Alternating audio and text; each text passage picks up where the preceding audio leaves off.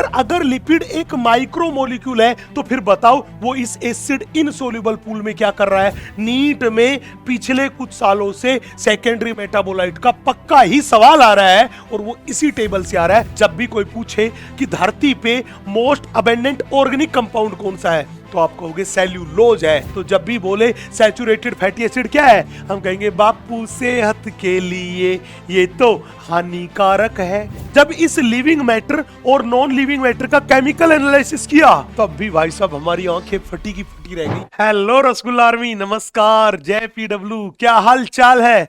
उम्मीद करता हूं सारे के सारे बच्चे एकदम खुश होंगे, स्वस्थ होंगे और बहुत अच्छे से पढ़ाई कर रहे होंगे। तो दोस्तों अब इंतजार की घड़ियां हुई खत्म और जिस चैप्टर के वन शॉट का आप काफी लंबे समय से इंतजार कर रहे थे दैट इज बायोमोलिक्यूल्स, आज हम उसी को डील करने वाले हैं। और भरोसा रखिए हम एनसीईआरटी के सारे बेहतरीन कंसेप्ट्स को यहां पे डील करने वाले हैं। मतलब ये लेक्चर देखने के बाद बिल्कुल कैसा भी सवाल आए, एनसीईआरटी बेस्ड सवाल आए, आप आसानी से उसे फोड़ देंगे। यस, तो चलिए दोस्तों अपन बात करते हैं आज की इस लेक्चर की, दैट इज बायोमोलिक्यूल्स की। बच्चे सबसे पहला सवाल ही हमारे पास ये आता है कि सर अगर हमसे कोई पूछे कि हम यहां बायोमोलिक्यूल्स के बारे में बात कर रहे हैं तो एग्जैक्टली में ये बायोमोलिक्यूल्स जो है ये बायोमोलिक्यूल्स कहेंगे किसको। बच्चे साइंटिस्ट लोगों का मानना है कि अगर एक सेल को देखेंगे तो एक सेल के अंदर, एक लिविंग ऑर्गेनिज्म के शरीर के अंदर बहुत सारे अलग अलग तरह के कंपाउंड प्रेजेंट होते हैं। उनमें ऑर्गेनिक कंपाउंड भी होते हैं, उनमें इनऑर्गेनिक कंपाउंड्स भी होते हैं, दोनों ही तरह के कंपाउंड होते हैं। लेकिन बोला कि बायोमोलिक्यूल के बारे में जब भी बात करेंगे तो हम बात करेंगे ऑर्गेनिक कंपाउंड के बारे में। किसके बारे में? ऑर्गेनिक कंपाउंड के बारे में। तो मैंने बोला ऑल ऑर्गेनिक कंपाउंड जो एक लिविंग ऑर्गेनिज्म के शरीर में मिलते हैं उन्हें क्या बोलते हैं? बायोमोलिक्यूल्स बोलते हैं। क्या बोलते हैं? बायोमोलिक्यूल्स। तो हमने बोला all organic compounds which are found in the living body, जो कि लिविंग बॉडी में मिलते हैं उन्हें क्या बोलते हैं? उन्हें बोलते बायोमोलिक्यूल्स। अब सवाल था सर आप एक छोटी सी बात बताइए। हमने कहा जी पूछिए। यार धरती पे तो बहुत सारे अलग अलग टाइप के लिविंग ऑर्गेनिज्म है। हां, अगर उन अलग अलग टाइप के लिविंग ऑर्गेनिज्म को अपन स्टडी करें तो क्या उनके शरीर में एक जैसे सिमिलर टाइप के ऑर्गेनिक कंपाउंड मिलेंगे कि उनमें अलग अलग टाइप के ऑर्गेनिक कंपाउंड मिलेंगे? हमने बोला इस बात के लिए तो हमें उनका केमिकल एनालिसिस करना पड़ेगा। तो हमने क्या काम किया? हमने इसके लिए केमिकल एनालिसिस किया। हमने एक तो एनिमल का टिश्यू लिया, हमने एक प्लांट का टिश्यू लिया, हमने एक माइक्रो ऑर्गेनिजम्स को लिया, कुछ माइक्रो ऑर्गेनिजम्स को लिया और इन तीनों का केमिकल एनालिसिस किया। जब चेक किया तो पता चला कि इन अलग अलग टाइप के लिविंग ऑर्गेनिज्म में सिमिलर टाइप के केमिकल्स प्रेजेंट है, सिमिलर टाइप के केमिकल्स प्रेजेंट है, लेकिन अलग अलग अमाउंट में, तो कहने का मतलब अलग अलग ऑर्गेनिज्म के शरीर में सिमिलर टाइप के कंपाउंड प्रेजेंट होते हैं लेकिन उनका अमाउंट जो होता है वो अलग अलग ऑर्गेनिज्म में क्या होता है? अलग अलग। अब सवाल था सर ये तो हमने कंपेयर किया, ये किया बिटवीन लिविंग ऑर्गेनिजम्स। अगर हम living organism and non living में कंपेयर करें तो हमने बोला करके देख लेते हैं। हमने क्या काम किया? ह्यूमन बीइंग का एक टिश्यू लिया, दैट इज एक लिविंग मैटर लिया, इसको कंपेयर किया, वो अर्थ क्रस्ट से किया, that is non living matter से किया। जब इस लिविंग मैटर और नॉन लिविंग मैटर का केमिकल एनालिसिस किया तब भी भाई साहब हमारी आंखें फटी की फटी रह गई ये देखकर कि इस बार भी रिजल्ट बिल्कुल पहले का जैसा था कि इनमें भी सिमिलर टाइप्स के केमिकल प्रेजेंट थे लेकिन उनका अमाउंट जो था वो अलग अलग था। बाकायदा लेबोरेटरी में चेक किया गया कि वास्तव में इस अर्थ क्रस्ट में एंड ह्यूमन बीइंग की बॉडी में कौन कौन से एलिमेंट्स प्रेजेंट है और वो उनके वेट में कितना परसेंट कंट्रीब्यूट करते हैं, बाकायदा लैब में देखा गया और उसको बताया गया। अब बड़े ध्यान से देखिएगा। अब हमने बोला यहां पे आप देखोगे तो अपने पास ये कुछ डेटा है, इधर एनसीईआरटी माता की टेबल है, ये अपने पास एलिमेंट्स के नाम है, ये बात कर रहे हैं परसेंटेज वेट अर्थ क्रस्ट में, ये बात कर रहे हैं परसेंटेज वेट किसमें, ह्यूमन बॉडी में। तो हमने क्या देखा कि ह्यूमन की बॉडी में, बॉडी के वेट में सबसे ज्यादा कंट्रीब्यूट कौन करता है, ऑक्सीजन करता है। सबसे ज्यादा कंट्रीब्यूट कौन करता है, ऑक्सीजन। सेकंड नंबर पे कौन करता है, कार्बन करता है। तीसरे नंबर पे कौन करता है, नाइट्रोजन करता है। चौथे नंबर पे कौन करता है, वो करता है कैल्शियम। पांचवें नंबर पे कौन करता है, वो करता है हाइड्रोजन। लेकिन आप देखिए ह्यूमन बीइंग के शरीर में सबसे ज्यादा कौन है, हमने बोला सबसे ज्यादा ऑक्सीजन है। अगर पूछे सबसे कम कौन है, दैट इज नेग्लिजिबल अमाउंट में प्रेजेंट है, वो प्रेजेंट है सिलिकॉन। कौन प्रेजेंट है, सिलिकॉन। अब यही चीज अगर हम अर्थ क्रस्ट पे देखें, कहां पे देखें, अर्थ क्रस्ट पे, तो पता चला कि अर्थ क्रस्ट पे सबसे ज्यादा कौन है, अर्थ क्रस्ट पे भी सबसे ज्यादा ऑक्सीजन है 46.6%, जबकि अर्थ क्रस्ट में भी सबसे ज्यादा कौन कंट्रीब्यूट कर रहा है, ऑक्सीजन, दैट इज 46.6%। और ह्यूमन बीइंग की बॉडी में भी ऑक्सीजन, लेकिन अमाउंट देखिए आप अलग अलग है। अर्थ क्रस्ट में सेकंड मोस्ट अबेंडेंट है सिलिकॉन, जो कि ह्यूमन बीइंग की बॉडी में नेग्लिजिबल है। अर्थ क्रस्ट में थर्ड मोस्ट अबेंडेंट है कैल्शियम, जबकि ह्यूमन बीइंग में नाइट्रोजन है। और ये नाइट्रोजन जो था ये अर्थ क्रस्ट में वेरी लिटिल अमाउंट में है, वेरी वेरी लिटिल अमाउंट में है। अर्थ क्रस्ट में चौथे नंबर पे आता है, वो मेरे पास आता है सोडियम, जबकि यहां पे फोर्थ नंबर पे आता है कैल्शियम। अर्थ क्रस्ट पे पांचवें नंबर पे आता है मैग्नीशियम, जबकि यहां पे आता है हाइड्रोजन। आप हर एक एलिमेंट को देख लीजिए, अर्थ क्रस्ट में एंड ह्यूमन बॉडी में दोनों प्रेजेंट है, लेकिन उनका अमाउंट है अलग अलग। अब सीधा सवाल था, सर अगर सीधी बात कोई पूछे कि कौन कौन से ऐसे एलिमेंट है जो ह्यूमन बीइंग की बॉडी में ज्यादा होते हैं as compared to earth crust, तो याद रखना वो है carbon, hydrogen, oxygen, nitrogen and sulphur. Carbon, hydrogen, oxygen, nitrogen and sulphur, ये वो कंपाउंड है जो ह्यूमन बीइंग की बॉडी में ज्यादा है, ह्यूमन बीइंग की बॉडी में ज्यादा है as compared to earth crust, जो ह्यूमन बीइंग की बॉडी में ज्यादा है as compared to earth crust, as compared to earth crust. इस बात को याद रखना है। चले अब हम थोड़ा सा आगे बढ़ते हैं। सवाल एक बड़ा प्यारा था, बड़ा बेहतरीन था। क्या सवाल था, सर अगर हमसे कोई कहे कि एक लिविंग ऑर्गेनिज्म को देखे तो लिविंग ऑर्गेनिज्म के शरीर में कौन कौन से ऑर्गेनिक कंपाउंड प्रेजेंट है, कि अगर एक लिविंग ऑर्गेनिज्म को देखे तो लिविंग ऑर्गेनिज्म के शरीर में कौन कौन से ऑर्गेनिक कंपाउंड प्रेजेंट है, बड़े ध्यान से देखना। तो इसके लिए हमें एक्सपेरिमेंट करना पड़ेगा। हमने क्या काम करना पड़ेगा, हमने ये एक मोटर लिया जिसको बोलते हैं उखली। इस ओखली में ट्राइक्लोरो एसिटिक एसिड भर लिया। क्या भर लिया, ट्राइक्लोरो एसिटिक एसिड भर लिया। फिर हमने इसमें एक लिविंग टिश्यू डाल दिया। क्या डाल दिया, लिविंग टिश्यू डाल दिया। अगर वो एनिमल का टिश्यू है तो हमने बोला लीवर का पार्ट डाल दिया, अगर वो प्लांट का लिया तो हमने मान लीजिए लीफ डाल दिया। वो डाल दिया और इस मूसली दैट इज पेसल की हेल्प से अब हम उसको कूट रहे हैं। जब हमने इस लिविंग टिश्यू को इस ट्राइक्लोरो एसिटिक एसिड के सॉल्यूशन में स्पेशल की हेल्प से कूटना शुरू किया, इसको ग्राइंड करना शुरू किया, तो हमारे पास एक गाढ़ा सॉल्यूशन बना जिसको हमने बोल दिया थिक स्लैरी और गाढ़ा सॉल्यूशन। फिर क्या काम किया, अब बारी थी इस गाढ़े सॉल्यूशन को छानने की। हमने क्या काम किया, ये कॉटन और चीज का क्लॉथ लिया, कॉटन और चीज का क्लॉथ लिया और इस सारे के सारे सॉल्यूशन को लेके इस कॉटन और चीज पे क्या कर दिया, ट्रांसफर कर दिया। ट्रांसफर करने के बाद जब हमने इस कपड़े को दबाया, तो जब कपड़े को दबाएंगे तो ये पूरा का पूरा छन के नीचे की साइड आएगा, ये पूरा का पूरा छनके की तरह आएगा, नीचे की साइड आने लगेगा। तो हमने बोला जब दबाया तो ये छनके नीचे की साइड आने लगा, नीचे की साइड आने लगा। और जब नीचे की साइड आने लगा तो जितना जोर से दबा सकते थे दबाया, तो जितना भी मैक्सिमम मटेरियल कपड़े में से छनके नीचे आना था वो आके इस नीचे वाले बर्तन में और फ्लास्क में इकट्ठा हो गया, इस सफेद रंग वाले फ्लास्क में इकट्ठा हो गया। लेकिन हमने क्या देखा कि खूब तेजी से, खूब ताकत लगा के इस कपड़े को प्रेस करने के बाद, निचोड़ने के बाद भी कुछ ऐसा मटेरियल था जो कपड़े के अंदर रह गया, जो कपड़े के अंदर रह गया। तो हमने क्या कहा कि भैया ये थिक स्लैरी जो था, जब इसको कॉटन और चीज के कपड़े से छाना तो छानने के बाद ये कितने भागों में बट गया? दो भाग में। एक वो जो कपड़े के ऊपर रह गया उसे बोल दिया रिटेंटेट या एसिड सोल्यूबल पूल, रिटेंटेट या एसिड सोल्यूबल पूल, और एक वो एसिड इनसोल्यूबल पूल, और एक वो जो कपड़े से छन के नीचे आ गया उसे बोल दिया फिल्ट्रेट या एसिड सोल्यूबल पूल या एसिड सोल्यूबल पूल। अब सवाल निकल के आया, सर ये रिटेंटेट क्या था? हमने बोला रिटेंटेट वो था जो इस ट्राइक्लोरोएसिटिक एसिड में नहीं घुला, इसलिए वो कपड़े के ऊपर रह गया, उसे बोल दिया acid insoluble pool.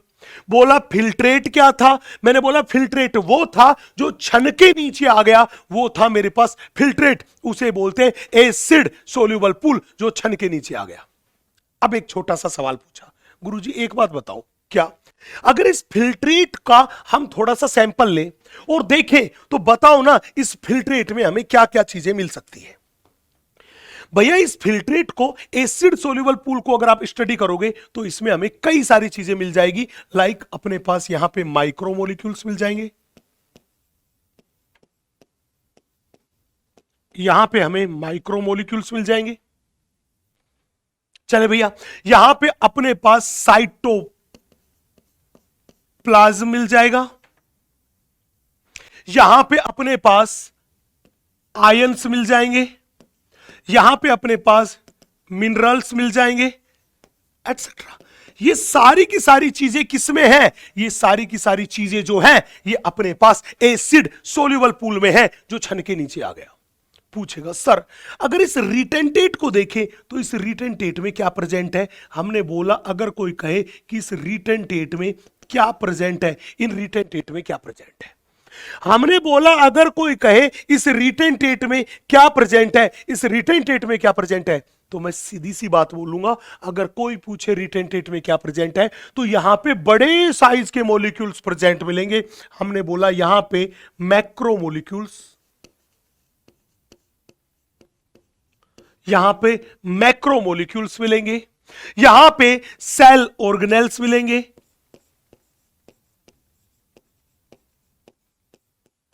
Cell organelles मिलेंगे। मैक्रोमोलिक्यूल सेल ऑर्गेनेल्स जो थे ये सारे के सारे इसी में मिलेंगे, ये सारे के सारे इसी में मिलेंगे, दैट इज रिटेंटेट में मिलेंगे।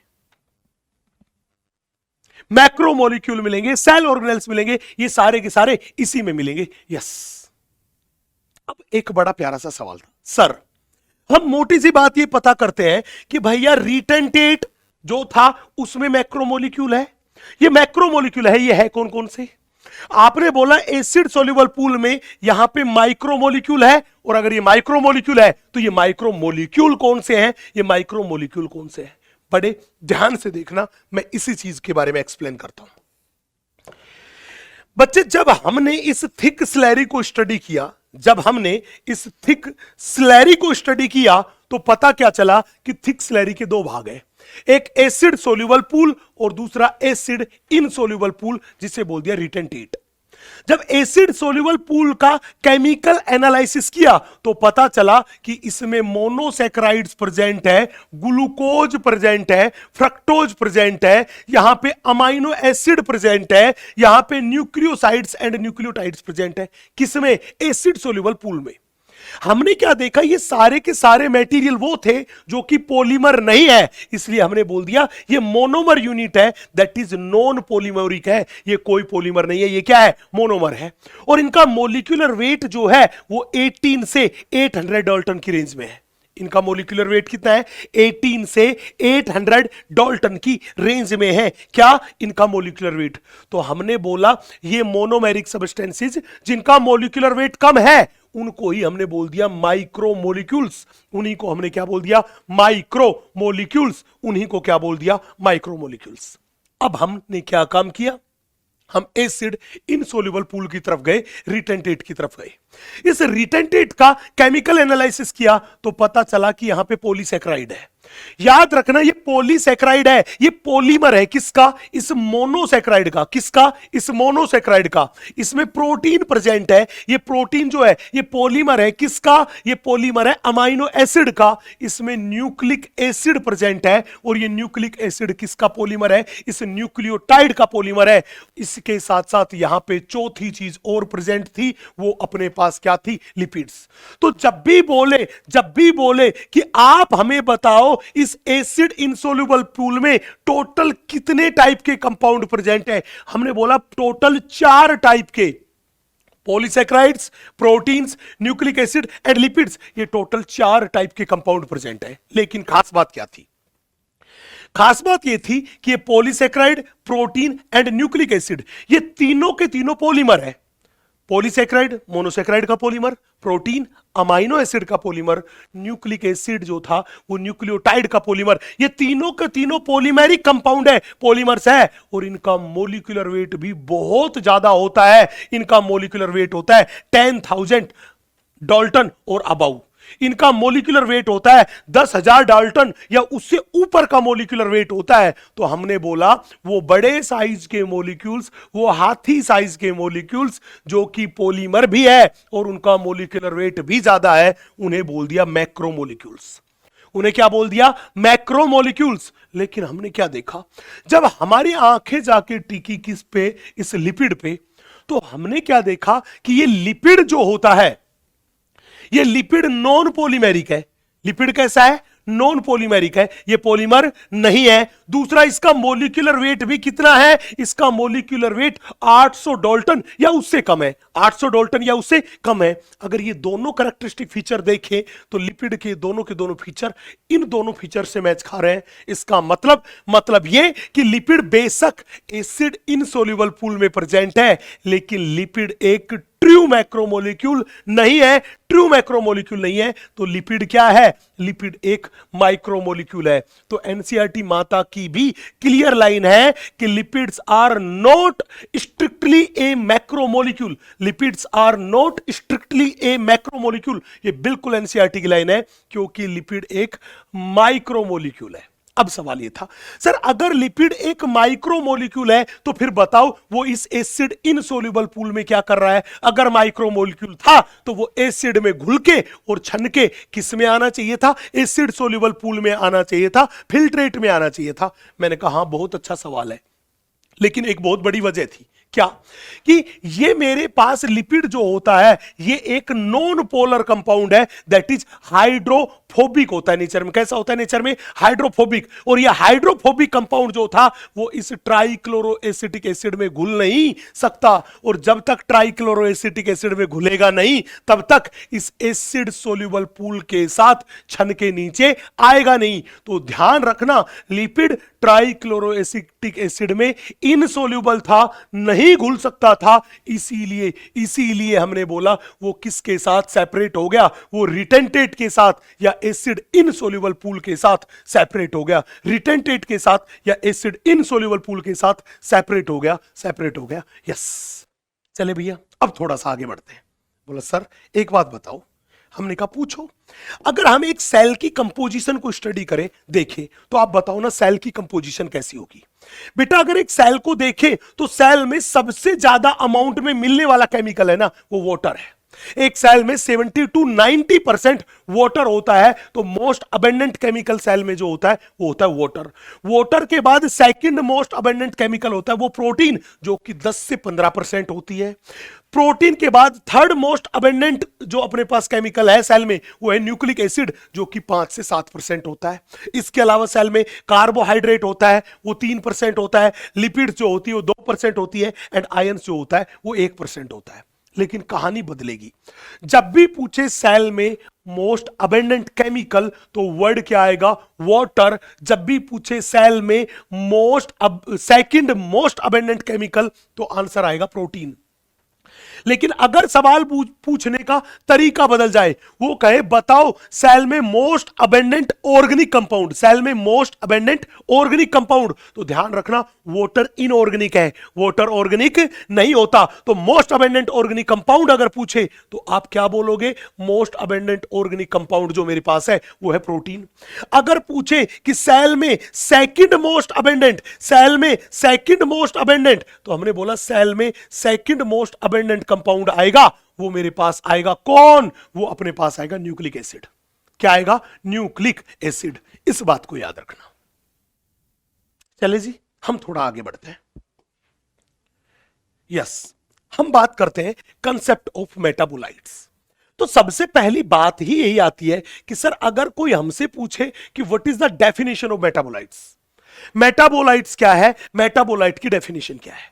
हमने बोला ये मेटाबोलाइट जो है, ये मेटाबोलाइट जो है, ये मेरे पास है प्रोडक्ट्स ऑफ मेटाबॉलिज्म।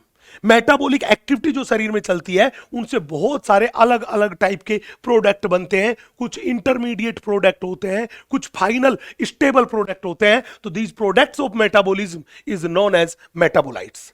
अब ये दो टाइप के हैं, एक है प्राइमरी मेटाबोलाइट, दूसरा मेरे पास है सेकेंडरी मेटाबोलाइट। मेटाबोलाइट कितने टाइप के? दो टाइप के, एक है प्राइमरी मेटाबोलाइट, दूसरा मेरे पास है सेकेंडरी मेटाबोलाइट। ध्यान रखना, प्राइमरी मेटाबोलाइट है ये सभी लिविंग ऑर्गेनिज्म के शरीर में मिलेंगे, लेकिन सेकेंडरी मेटाबोलाइट सभी लिविंग ऑर्गेनिज्म के शरीर में नहीं मिलते। ये कुछ स्पेसिफिक लिविंग ऑर्गेनिज्म के शरीर में ही मिलते हैं। यस, जैसे जो टी प्लांट है, चाय का प्लांट है, उसमें कैफीन मिलता है। अरे हां कि ना?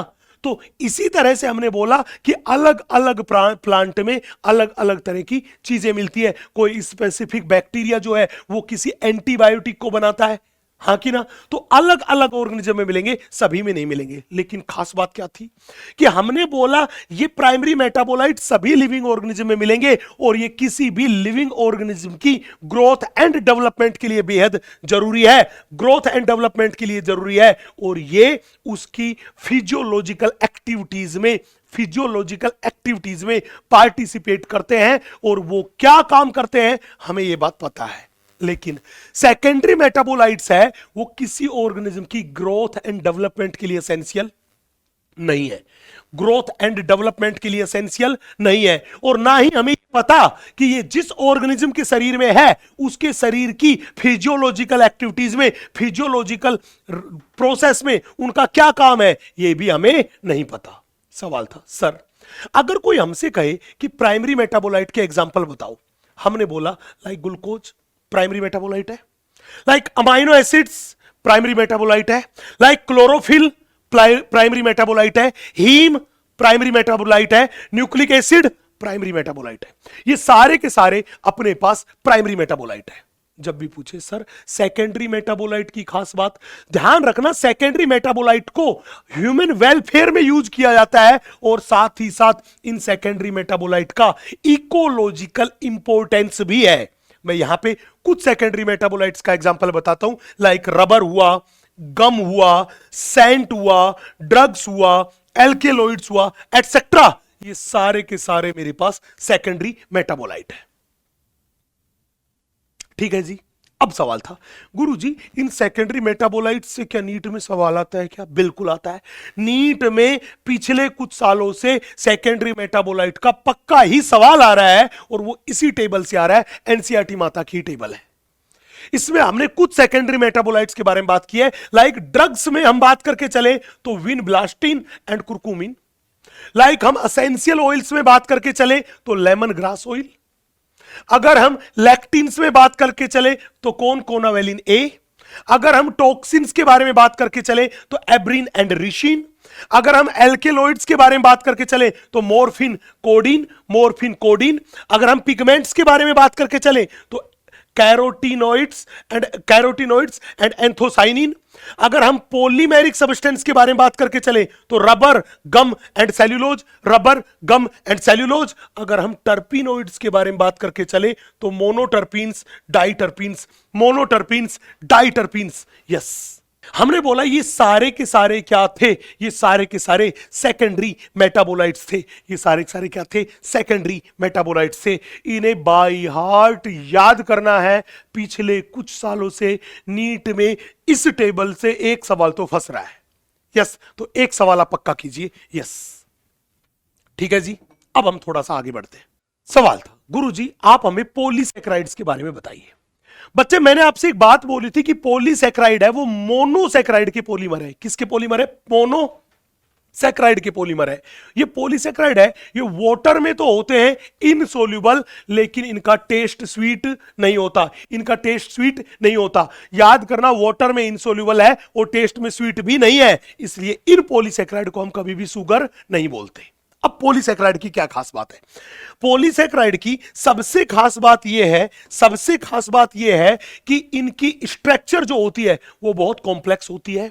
इनका साइज जो होता है वो बहुत बड़ा होता है। इनकी रिएक्टिविटी क्या होती है? कम। और जो कम रिएक्टिव होगा उसकी स्टेबिलिटी क्या होगी? बहुत बहुत ज्यादा। जो कम रिएक्टिव होगा उसकी स्टेबिलिटी क्या होगी? बहुत बहुत ज्यादा। अब हमारी एनसीईआरटी माता ने एक खूबसूरत सी लाइन दी कि कोई भी पॉलीसेकेराइड को आप देखो, उस किसी भी पॉलीसेकेराइड में केवल एक रिड्यूसिंग एंड मिलता है। किसी भी पॉलीसेकेराइड को देखो उसमें एक रिड्यूसिंग एंड होता है और वो रिड्यूसिंग एंड राइट वाला एंड होता है, दैट इज राइट साइड में प्रेजेंट होता है। कि किसी भी पॉलीसेकेराइड को देखोगे तो उसमें कितने रिड्यूसिंग एंड होते हैं? वन रिड्यूसिंग एंड होता है। और वो रिड्यूसिंग एंड कौन सी साइड में होता है? हमने बोला वो राइट साइड में होता है, दैट इज राइट एंड है। अब सवाल था, सर जो एक रिड्यूसिंग एंड है वो रिड्यूसिंग क्यों है? बेटा वो रिड्यूसिंग इसलिए है क्योंकि उस एंड पर फ्री एल्डिहाइड और कीटोन ग्रुप प्रेजेंट है। फ्री एल्डिहाइड और कीटोन ग्रुप प्रेजेंट है। ये ग्रुप बॉन्ड नहीं बना रहा है, ये ग्लाइकोसिडिक बॉन्ड नहीं बना रहा है, इसीलिए वो एंड कैसा है? रिड्यूसिंग एंड है। अब सवाल था, सर अगर कोई हमसे बोले कि भैया पॉलीसेकेराइड जो है उसका क्या फंक्शन है?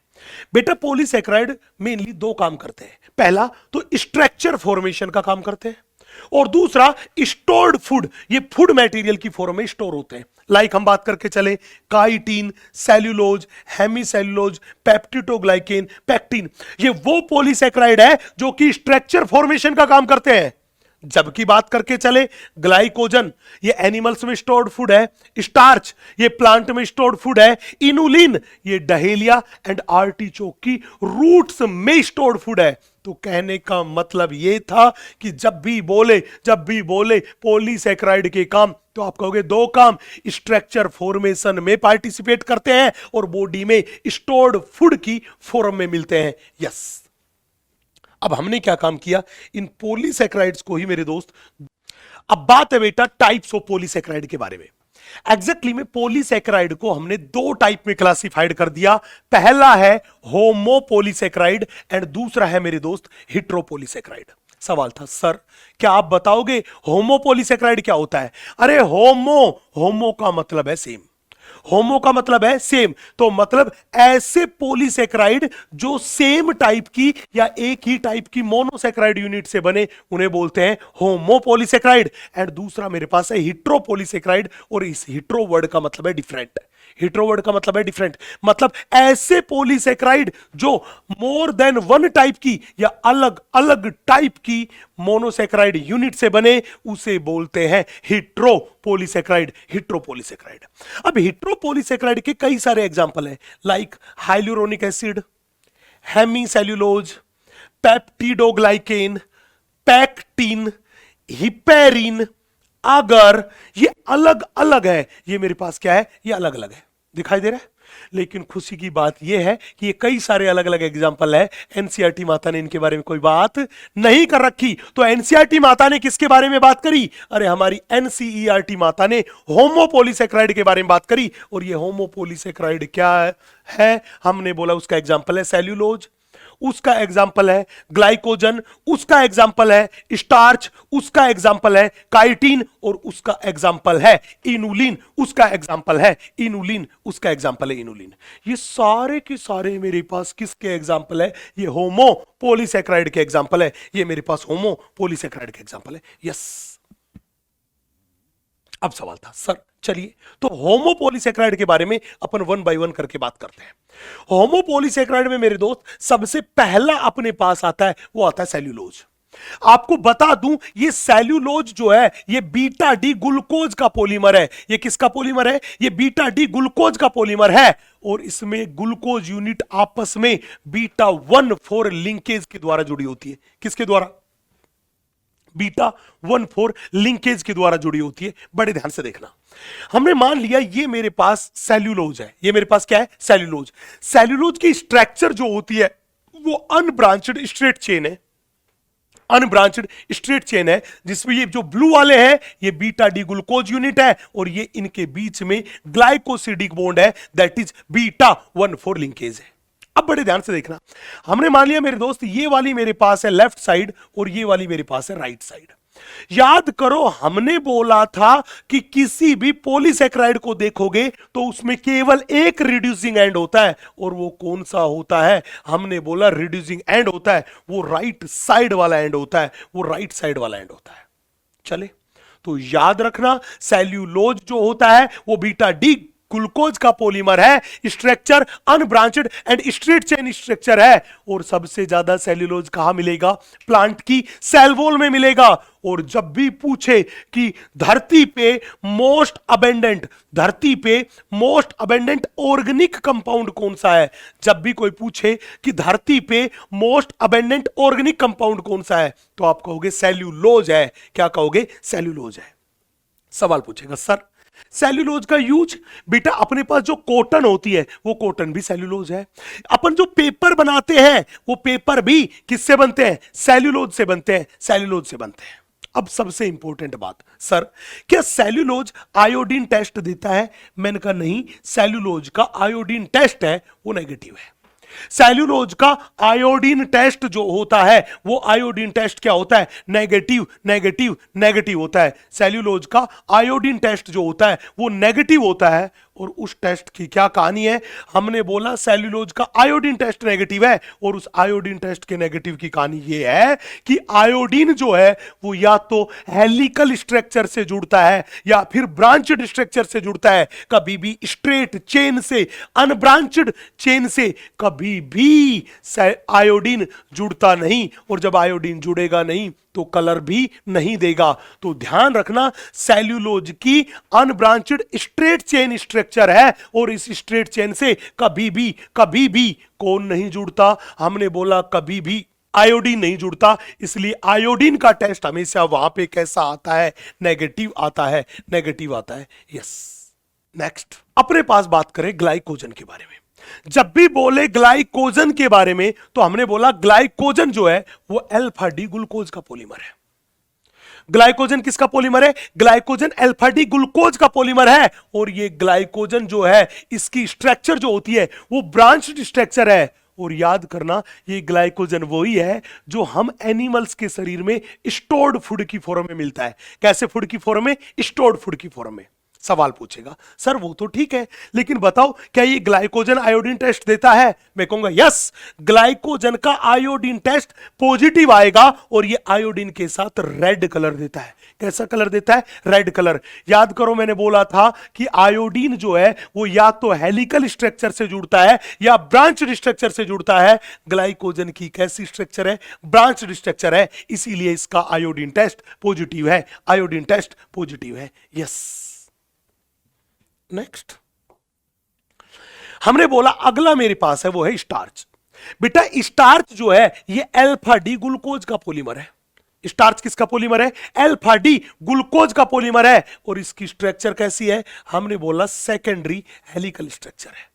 इसकी स्ट्रक्चर कैसी है? हमने बोला सेकेंडरी हेलिकल स्ट्रक्चर है। ये अल्फा डी ग्लूकोज का पॉलीमर है। इसकी स्ट्रक्चर कैसी है? हमने बोला सेकेंडरी हेलिकल स्ट्रक्चर है। सेकेंडरी हेलिकल स्ट्रक्चर है। बोला सर ठीक बात है, सर एक बात बताओ। हमने कहा जी पूछो। सर ये बताओ, आपने बोला इसकी सेकेंडरी हेलिकल स्ट्रक्चर है, वो सेकेंडरी हेलिकल कैसी दिखाई देगी? भैया ऐसी दिखाई देगी, ये इसकी सेकेंडरी हेलिकल स्ट्रक्चर है। अब ये सेकेंडरी हेलिकल स्ट्रक्चर है किसकी? स्टार्च की। और ये स्टार्च जैसे हम एनिमल के शरीर में स्टोर्ड फूड ग्लाइकोजन है, ऐसे ही प्लांट के शरीर में स्टोर्ड फूड होता है। वो क्या होता है? स्टार्च। प्लांट में स्टोर्ड फूड क्या होता है? स्टार्च। अब पूछेगा सर आप बताओ इस स्टार्च का आयोडीन टेस्ट का क्या कहना है? बेटा ये स्टार्च का आयोडीन टेस्ट जो होता है वो आयोडीन टेस्ट होता है पॉजिटिव। स्टार्च का आयोडीन टेस्ट जो होता है वो होता है पॉजिटिव, और ये स्टार्च आयोडीन के साथ ब्लू कलर देता है। ये स्टार्च आयोडीन के साथ ब्लू कलर देता है। ये स्टार्च आयोडीन के साथ कैसा कलर देता है? ये ब्लू कलर देता है। सवाल था गुरुजी एक बात बताओ। बोला क्या बात बताओ?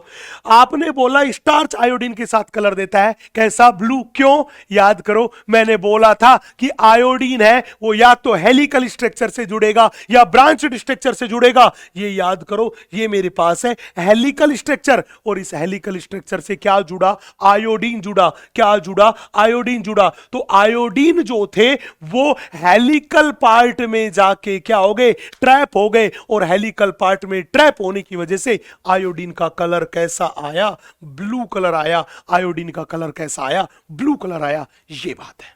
यस, चले भैया अपन आगे, अपन थोड़ा सा आगे बढ़ते हैं। यस, सवाल था गुरुजी अगला मेरे पास है काइटिन। यस बच्चे, काइटिन जो है वो chitin N acetyl glucosamine का पॉलीमर है। किसका पॉलीमर है? एन एसिटाइल ग्लूकोज एमीन का पॉलीमर है। और एन एसिटाइल ग्लूकोज एमीन किसके मॉडिफिकेशन से बनता है? अरे ये बीटा ग्लूकोज के मॉडिफिकेशन से बनता है। तो हमने बोला ये भी एक होमोपॉलीमर है जो N acetyl glucosamine that is beta glucose के मॉडिफिकेशन से बनने वाले इस कंपाउंड का पॉलीमर है।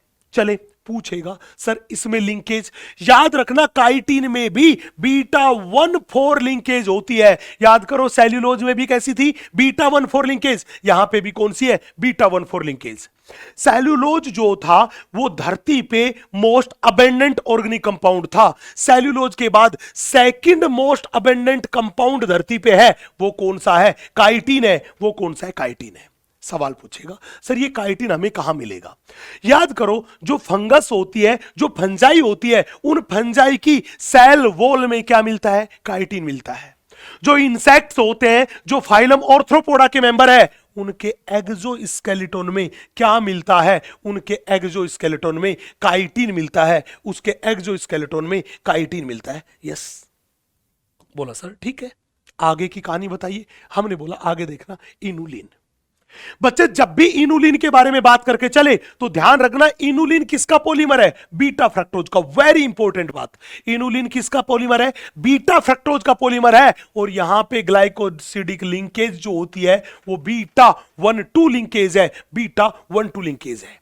अब याद रखना हमने बोला था पॉलीसैकेराइड जनरली वाटर में इनसोल्यूबल होते हैं, लेकिन इनुलिन एक ऐसा पॉलीसैकेराइड है जो वाटर में सोल्यूबल है, लेकिन ये कभी भी मेटाबॉलिक एक्टिविटी में पार्टिसिपेट नहीं करता। मेटाबॉलिक एक्टिविटी में पार्टिसिपेट नहीं करता।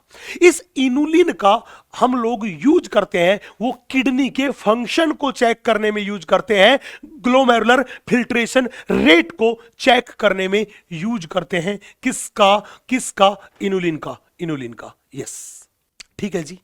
यहां पे जाके पॉलीसैकेराइड वाला पोर्शन अपना क्या हुआ मेरे दोस्त? कंप्लीट हुआ। हम थोड़ा सा आगे बढ़ते हैं। अगला बात कर रहे हैं अपन, वो बात कर रहे हैं लिपिड्स के बारे में। याद करो दोस्तों मैंने पहले ही बोला था कि लिपिड जो था वो एसिड इनसोल्यूबल भाग में मिला था, रिटेंटेट में मिला था, लेकिन लिपिड पॉलीमर नहीं बनाते। लिपिड कभी भी पॉलीमर नहीं बनाते। लिपिड हमेशा नॉन पॉलीमेरिक है। लिपिड हमेशा नॉन पॉलीमेरिक है।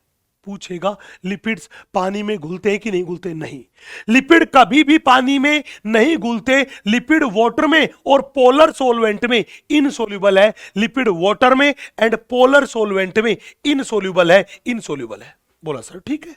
सवाल था सर अगर हमसे कोई कहे कि आप हमें लिपिड्स के क्लासिफिकेशन के बारे में बताइए, अगर हमसे कोई कहे कि आप हमें लिपिड्स के क्लासिफिकेशन के बारे में बताइए, लिपिड्स के क्लासिफिकेशन के बारे में बताइए, तो हमने बोला अगर कोई भी हमसे लिपिड्स के क्लासिफिकेशन के बारे में पूछेगा तो हम क्या बोलेंगे कि लिपिड जो है उनको हमने 3 टाइप में क्लासिफाइड किया।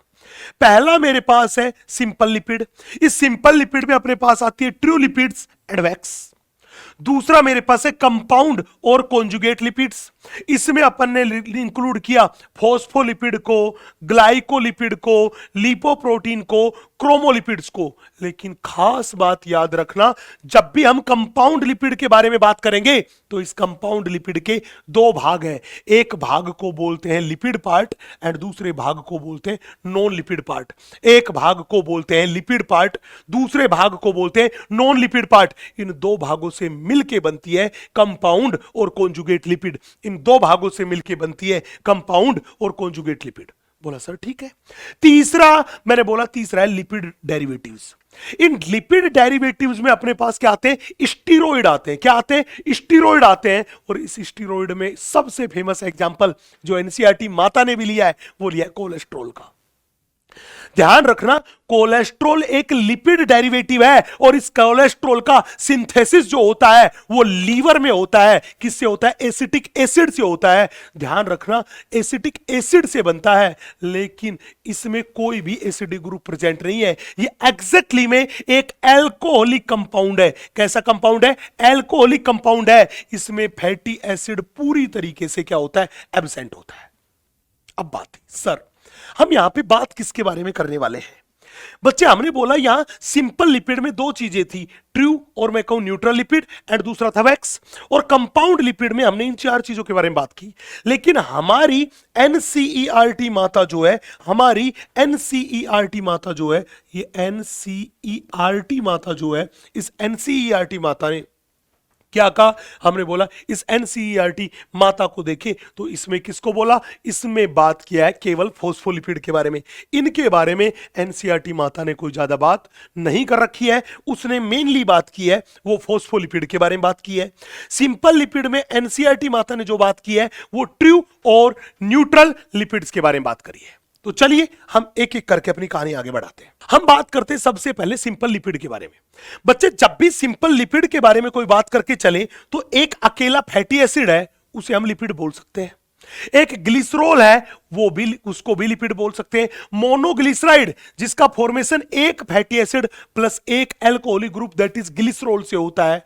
डाइग्लिसराइड, जिसका फॉर्मेशन एक फैटी एसिड प्लस एक ग्लिसरॉल से होता है। ट्राइग्लिसराइड, जिसका फॉर्मेशन 3 फैटी एसिड और एक ग्लिसरॉल से होता है। ये चाहे मोनोग्लिसराइड हो, चाहे डाइग्लिसराइड हो, चाहे ट्राइग्लिसराइड हो, इन तीनों के तीनों से, ये तीनों के तीनों जो है, ये मेरे पास है astro fatty acid and glycerol. जब ग्लिसरॉल एंड फैटी एसिड की रिएक्शन होगी तो अपने पास क्या बनेगा? तो अपने पास क्या बनेगा? मोनोग्लिसराइड, डाइग्लिसराइड एंड ट्राइग्लिसराइड बनेगा। ध्यान रखना, इनमें अंतर क्या है? ग्लिसरॉल तो सब में कॉमन है। मोनोग्लिसराइड में फैटी एसिड 1, डाइग्लिसराइड में फैटी एसिड 2 एंड ट्राइग्लिसराइड में फैटी एसिड 3 एंड ट्राइग्लिसराइड में फैटी एसिड 3। ये खास बात है। बोला सर ठीक है, अगली कहानी बताओ। अगली बात हमसे करेगा, वो बात करेगा ट्रू लिपिड्स या मैं कहूं न्यूट्रल लिपिड्स के बारे में। बेटा, ट्रू लिपिड्स न्यूट्रल लिपिड में सबसे कॉमन जो है वो मेरे पास ट्राइग्लिसराइड है। जब भी सवाल आए सर ट्राइग्लिसराइड कैसे बनता है, बेटा एक ट्राइग्लिसराइड को बनाने के लिए हमें क्या चाहिए? 3 फैटी एसिड चाहिए एंड एक क्या चाहिए? ग्लिसरॉल। तो हमने ये 3 फैटी एसिड लिए और इन 3 फैटी एसिड की रिएक्शन किससे करवाई? ग्लिसरॉल से करवाई। जब 3 फैटी एसिड की रिएक्शन ग्लिसरॉल से करवाई तो हमारे पास 3 वाटर के मॉलिक्यूल बाहर निकले और ट्राइग्लिसराइड बन गया। और क्या बन गया? ट्राइग्लिसराइड बन गया। क्या बन गया? ट्राइग्लिसराइड बन गया। अब बड़े ध्यान से देखना, जब भी कोई ग्लिसरॉल के बारे में बात करके चले तो ग्लिसरॉल में 3 कार्बन की चेन है। कितने कार्बन की चेन है? 3 कार्बन की चेन है और यहां पे 3 अल्कोहलिक ग्रुप है। तो जब भी बोले कि भैया ग्लिसरॉल को क्या बोलते हैं? इसे बोलते हैं try hydroxy propane. Try hydroxy propane, try hydroxy propane, try hydroxy propane बोलते हैं किसको? ग्लिसरॉल को। सवाल था सर इतनी सी बात ठीक है, लेकिन गुरुजी एक बात बताओ, एक बात बताओ। बोला क्या? यहां पे हमने 3 फैटी एसिड लिए हैं, ये तीन फैटी एसिड सेम सेम होते हैं कि अलग अलग होते हैं? तो ध्यान रखना कि ट्राइग्लिसराइड में जो तीन फैटी एसिड है वो फैटी एसिड सेम सेम भी हो सकते हैं, अलग अलग भी हो सकते हैं, सेम सेम भी हो सकते हैं और अलग अलग भी हो सकते हैं। यस, पूछेगा सर एक फैटी एसिड को कैसे रिप्रेजेंट करें? बेटा एक फैटी एसिड में एक आर ग्रुप होता है और उससे जुड़ता है COOH। एक फैटी एसिड से क्या, एक फैटी एसिड से एक आर ग्रुप होता है और एक क्या जुड़ता है? COOH। एक आर ग्रुप होता है और उससे क्या जुड़ता है? एक COH। और ये COH क्या है? Carboxyl group. सवाल था सर ये आर ग्रुप क्या है? अरे आर ग्रुप एल्किल ग्रुप है, ये कार्बन की चेन है और फैटी एसिड में ये कार्बन की चेन है वो 1 से लेके 19 कार्बन तक हो सकती है। जब भी बोले फैटी एसिड में कार्बन की चेन कितनी बड़ी होती है तो हमने बोला ये कार्बन की जो चेन है आर ग्रुप ये 1 से लेके 19 कार्बन की चेन होती है और उस कार्बन की चेन से क्या जुड़ा होता है? Carboxyl group. तो अपने पास बन जाता है फैटी एसिड। फैटी एसिड मतलब अगर कार्बन की संख्या बदलेगी चेन में तो फैटी एसिड भी बदल जाएगा, फैटी एसिड भी बदल जाएगा। यस, ये कहानी है किसकी? ट्राइग्लिसराइड की। अब हम थोड़ा सा आगे बढ़ते हैं। यहां पे देखिए सवाल था सर आपने बोला कार्बन की चेन बदलेगी तो फैटी एसिड भी बदल जाएगा, तो पहले आप ये बताइए हमें कि इन फैटी एसिड को हमने कितने टाइप में क्लासिफाइड किया? बच्चे फैटी एसिड जो है उनको हमने दो टाइप में क्लासिफाइड किया। एक को बोल दिया सैचुरेटेड फैटी एसिड जिसको बोलते हैं सफा, दूसरे को बोल दिया अनसैचुरेटेड फैटी एसिड जिसको अपन बोलते हैं उफा।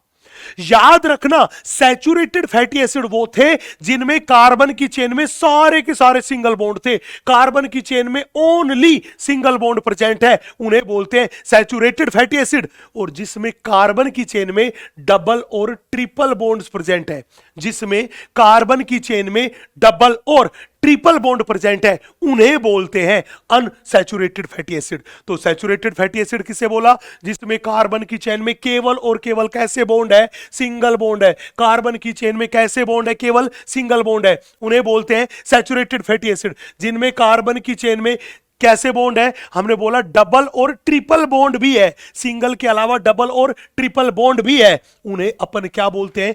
Unsaturated fatty acid. उन्हें बोलते हैं अनसैचुरेटेड फैटी एसिड। अब सवाल था सर एक चीज बताओ। हमने कहा हाँ पूछो, ये सैचुरेटेड फैटी एसिड क्या हमारे शरीर में बनते हैं? मैंने कहा यस, सैचुरेटेड फैटी एसिड हमारे शरीर में बनते हैं। मतलब जब शरीर में बन रहा है तो हमें डाइट के थ्रू इन्हें इनटेक करने की जरूरत नहीं है, हमारा शरीर डाइट पे डिपेंड नहीं करता। लेकिन ये सैचुरेटेड फैटी एसिड जो है ये ब्लड में कोलेस्ट्रॉल का लेवल बढ़ाते हैं, ब्लड में कोलेस्ट्रॉल का लेवल बढ़ाते हैं। तो अगर सैचुरेटेड फैटी एसिड हम डाइट के थ्रू लेंगे तो शरीर में जा जाके वो क्या होंगे? इकट्ठे होंगे, क्योंकि शरीर को जितनी जरूरत है उतना शरीर खुद ही बना रहा है, बाहर डाइट पे डिपेंड नहीं कर रहा। लेकिन अगर डाइट के थ्रू लिया तो वो एक्सेस होगा, वो शरीर में डिपॉजिट होगा, जिसकी वजह से ब्लड में कोलेस्ट्रॉल का लेवल बढ़ेगा और हार्ट डिजीज होने का खतरा ज्यादा बना रहेगा। इसलिए हमने बोला कि ये सैचुरेटेड फैटी एसिड शरीर के लिए हार्मफुल है। तो जब भी बोले सैचुरेटेड फैटी एसिड क्या है, हम कहेंगे बापू सेहत के लिए ये तो हानिकारक है। जबकि अनसैचुरेटेड फैटी एसिड है ये जनरली हमारे शरीर में नहीं बनते।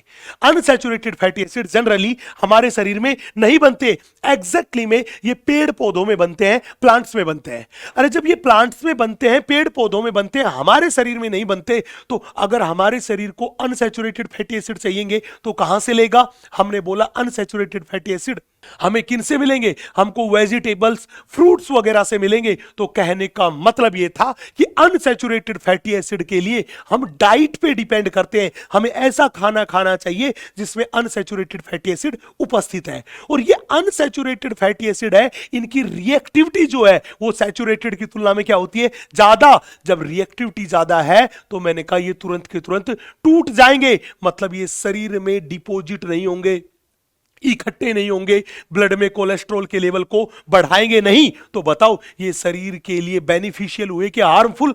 आपने कहा कि सर अनसैचुरेटेड फैटी एसिड तो शरीर के लिए बेनिफिशियल हुए। तो मोटी बात क्या निकली? मोटी बात ये निकली कि सैचुरेटेड फैटी एसिड बापू सेहत के लिए ये तो हानिकारक है। जब भी पूछे अनसैचुरेटेड फैटी एसिड, हमने बोला बापू सेहत के लिए ये तो लाभदायक है, बापू सेहत के लिए ये तो लाभदायक है। यस बोला जी, ठीक है। अब बात सुनना, अब बात सुनना। वो पूछेगा कि सर क्या सैचुरेटेड फैटी एसिड का कोई एग्जांपल है? भैया हां, हमारी एनसीईआरटी माता ने बिल्कुल सैचुरेटेड फैटी एसिड का एग्जांपल दिया, पाल्मिटिक एसिड। और इस पाल्मिटिक एसिड में टोटल 16 कार्बन है, टोटल 16 कार्बन है, टोटल 16 कार्बन है। बोला सर ये टोटल 16 कार्बन कैसे है? बड़े ध्यान से देखना, इसमें ये आर ग्रुप है, ये कार्बन की चेन है, इस कार्बन की चेन की तो हो गई 15 कार्बन और एक कार्बन हो गया COOH ग्रुप का। तो जब भी बोले पाल्मिटिक एसिड में टोटल कितने कार्बन? 16 कार्बन। क्या COH ग्रुप को, कार्बोक्सिल ग्रुप को इंक्लूड करने के बाद मैं कहूंगा yes, total number of carbon are 16 including carboxyl group, including carboxyl group, तब जाके 16 कार्बन है। चले अगली जगह पे देखना, हमने बोला अगला मेरे पास है एरिकिडोनिक एसिड। इस एरिकिडोनिक एसिड में कितने कार्बन? हमने बोला इस एरिकिडोनिक एसिड में 20 कार्बन है। इस एरिकिडोनिक एसिड में 20 कार्बन है और ध्यान रखना इसमें 20 कार्बन है और इसमें 4 डबल बॉन्ड है। इसमें कितने डबल बॉन्ड है? 4 डबल बॉन्ड। बोला सर 20 कार्बन कैसे? हमने बोला 19 कार्बन की तो है चेन, प्लस एक कार्बन हुआ ये COH ग्रुप का, तो 20 कार्बन क्या है? Including carboxyl group. Total number of carbon are 20 carbon, total number of carbon are 20 carbon including COOH group, including COOH group. Yes, इतनी सी बात मेरे हिसाब से क्लियर होगी। अब हम थोड़ा सा आगे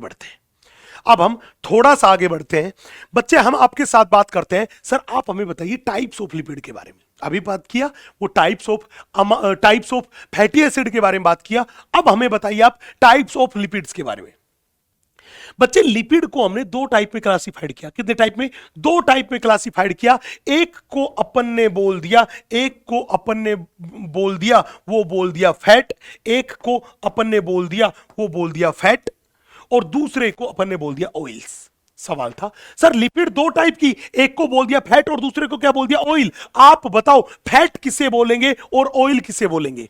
हमने बोला ऐसी लिपिड जिनका मेल्टिंग पॉइंट ज्यादा होगा, ऐसी लिपिड जिनका मेल्टिंग पॉइंट ज्यादा होगा वो रूम टेम्परेचर पर हमेशा कैसे रहेंगे? सॉलिड रहेंगे। वो रूम टेम्परेचर पर हमेशा कैसे रहेंगे? सॉलिड रहेंगे। तो जिनका मेल्टिंग पॉइंट ज्यादा होता है, वो रूम टेम्परेचर पर होते हैं सॉलिड, उन्हें क्या बोलते हैं? फैट। और ऐसी लिपिड जो कि जिनका मेल्टिंग पॉइंट जो है वो मेल्टिंग पॉइंट क्या होगा? कम। ऐसी लिपिड जिनका मेल्टिंग पॉइंट क्या होगा? कम। वो रूम टेम्परेचर पर किस फॉर्म में मिलेंगे? लिक्विड फॉर्म में मिलेंगे। और ऐसी लिपिड जो रूम टेम्परेचर पर लिक्विड फॉर्म में मिलती है उन्हें बोलते हैं ऑयल्स, अब काम की बात देखना, हमने बोला वो पूछेगा क्या फैट का कोई एग्जांपल है? हमने कहा हां, लाइक घी हुआ, बटर हुआ, ये सब वो थे जिनका मेल्टिंग पॉइंट ज्यादा है और रूम टेम्परेचर पर कैसे होते हैं? सॉलिड होते हैं। रूम टेम्परेचर पर कैसे होते हैं? सॉलिड होते हैं। लेकिन वो पूछेगा कि बताओ ऑयल्स। हमने बोला ये वो थे जिनका मेल्टिंग पॉइंट कम है, मतलब वो रूम टेम्परेचर पर क्या होते हैं? लिक्विड होते हैं। रूम टेम्परेचर पर क्या होते हैं? लिक्विड। कई सारे एग्जांपल है like gingelly oil, mustard oil, sunflower oil, हाँ जी सनफ्लावर ऑयल, ऑलिव ऑयल। लेकिन हमारी एनसीईआरटी माता ने किसके बारे में बात कर रखी है? जिंजेली ऑयल के बारे में बात कर रखी है। किसके बारे में बात कर रखी है? जिंजेली ऑयल के बारे में बात कर रखी है। यस, अब हम और थोड़ा सा आगे बढ़ते हैं दोस्त, हम बात करते हैं आपसे कंपाउंड लिपिड के बारे में। बच्चे कंपाउंड लिपिड में हमारी एनसीईआरटी माता ने जो बात कर रखी है वो बात कर रखी है फोस्फोलिपिड के बारे में। याद करो ये वही फोस्फोलिपिड है जो सेल की सेल मेम्ब्रेन में मिलती है, अब पूछेगा सर ये फोस्फोलिपिड किससे बनती है? भैया ये फोस्फोलिपिड जो अपने पास है, ये फोस्फोलिपिड में दो फैटी एसिड होते हैं, एक ग्लिसरॉल होती है। फॉस्फेट ग्रुप प्राप्त करने के लिए फॉस्फोरिक एसिड होता है एंड यहां पे होता है एक नाइट्रोजन बेस। इन चार चीजों से मिलकर बनती है कौन? फॉस्फोलिपिड। तो जब भी फॉस्फोलिपिड बनानी होगी उसमें कितनी चीजें होगी? चार चीजें होगी। दो फैटी एसिड होगा, एक ग्लिसरॉल होगा, एक फॉस्फेट ग्रुप होगा और एक नाइट्रोजन बेस। इन चार चीजों से मिलकर क्या बनेगी? फॉस्फोलिपिड बनेगी। क्या बनेगी? फॉस्फोलिपिड बनेगी। फॉस्फोलिपिड बनेगी। अब ध्यान से देखना, ये दो फैटी एसिड और एक ग्लिसरॉल, ये दोनों के दोनों जो होते हैं, ये हमने बोला था आपसे कि कंपाउंड लिपिड जो थी उसके दो भाग हैं। मैंने बोला था आपसे कि जब भी कंपाउंड लिपिड के बारे में बात करेंगे तो इसके दो भाग होंगे, एक होगा लिपिड पार्ट, एक होगा अपने पास लिपिड पार्ट प्लस दूसरा मेरे पास होगा, वो मेरे पास होगा नॉन लिपिड पार्ट, दूसरा मेरे पास होगा नॉन लिपिड पार्ट। ये अपने पास दो पार्ट है, एक है लिपिड पार्ट, दूसरा है नॉन लिपिड पार्ट। हमने बोला लिपिड पार्ट में क्या है? दो फैटी एसिड प्लस ग्लिसरॉल। ये किस में आते हैं? लिपिड पार्ट में आते हैं। और लिपिड वाला पार्ट कैसा होता है? हाइड्रोफोबिक। जबकि अपने बोला phosphate group and nitrogen base, ये दोनों के दोनों नॉन लिपिड पार्ट में आते हैं। किस में आते हैं? नॉन लिपिड पार्ट में आते हैं। और ये नेचर में होता है हाइड्रोफिलिक। ये नेचर में होता है हाइड्रोफिलिक। बोला जी ठीक बात है। अब बड़े ध्यान से देखना, बड़े इत्मीनान से देखना, बड़े ध्यान से देखना, बड़े इत्मीनान से देखना। हमने बोला फॉस्फोलिपिड्स के दो भाग। कौन सा भाग? लिपिड पार्ट जिसमें आया फैटी एसिड प्लस ग्लिसरॉल, दो fatty acid plus glycerol, and दूसरा नॉन लिपिड पार्ट जिसमें आया phosphoric acid that is phosphate group and nitrogen base. अब सवाल पूछेगा क्या फॉस्फोलिपिड के कोई एग्जांपल है? मैं कहूंगा यस, लेसिथीन, सिफेलिन, स्फिंगोलिपिड, ये सारी की सारी फॉस्फोलिपिड के एग्जांपल है। ध्यान रखना, ये सिफेलिन एंड स्फिंगोलिपिड ये तो न्यूरॉन में भी मिलती है और इनमें भी फॉस्फेट ग्रुप होता है जो किससे आता है? फॉस्फोरिक एसिड से आता है। लेकिन ये लेसिथिन जो है, ये लेसिथिन एक सरफेक्टेंट है जो कि सरफेस टेंशन को रिड्यूस करने का काम करता है। पूछेगा सर लेसिथिन किससे बनता है? बच्चे एनसीईआरटी ने लेसिथिन की एंड कोलेस्ट्रॉल की दोनों की बाकायदा स्ट्रक्चर बना के दे रखी है। ये लेसिथिन जो होता है इसमें दो फैटी एसिड होते हैं, एक ग्लिसरॉल होता है, एक फॉस्फेट ग्रुप होता है, और ये जो नाइट्रोजन बेस है इस नाइट्रोजन बेस में कौन सा होता है? कोलिन। तो मैं कह दूं दो फैटी एसिड प्लस एक ग्लिसरॉल प्लस एक phosphate plus choline nitrogen base से मिलके क्या बनती है? लेसिथिन फॉस्फोलिपिड बनती है। लेसिथिन फॉस्फोलिपिड बनती है। यस, ये कहानी है मेरे पास किसके बारे में? कंपाउंड लिपिड के बारे में, कंपाउंड लिपिड के बारे में। यस, अब हम थोड़ा सा आगे चलते हैं। हमने बोला लिपिड के बाद अपने पास अगले कंपाउंड के बारे में बात करते हैं, और अगला कंपाउंड मेरे पास है प्रोटीन्स। अगला कंपाउंड कौन सा है? प्रोटीन्स। याद रखना मेरे दोस्त, प्रोटीन जो है वो अमाइनो एसिड का हिट्रोपोलीमर है। कैसा पोलीमर है? हिट्रोपोलीमर। मतलब अगर एक प्रोटीन को बाहर निकाल लीजिए, ये पूरी पूरी प्रोटीन है।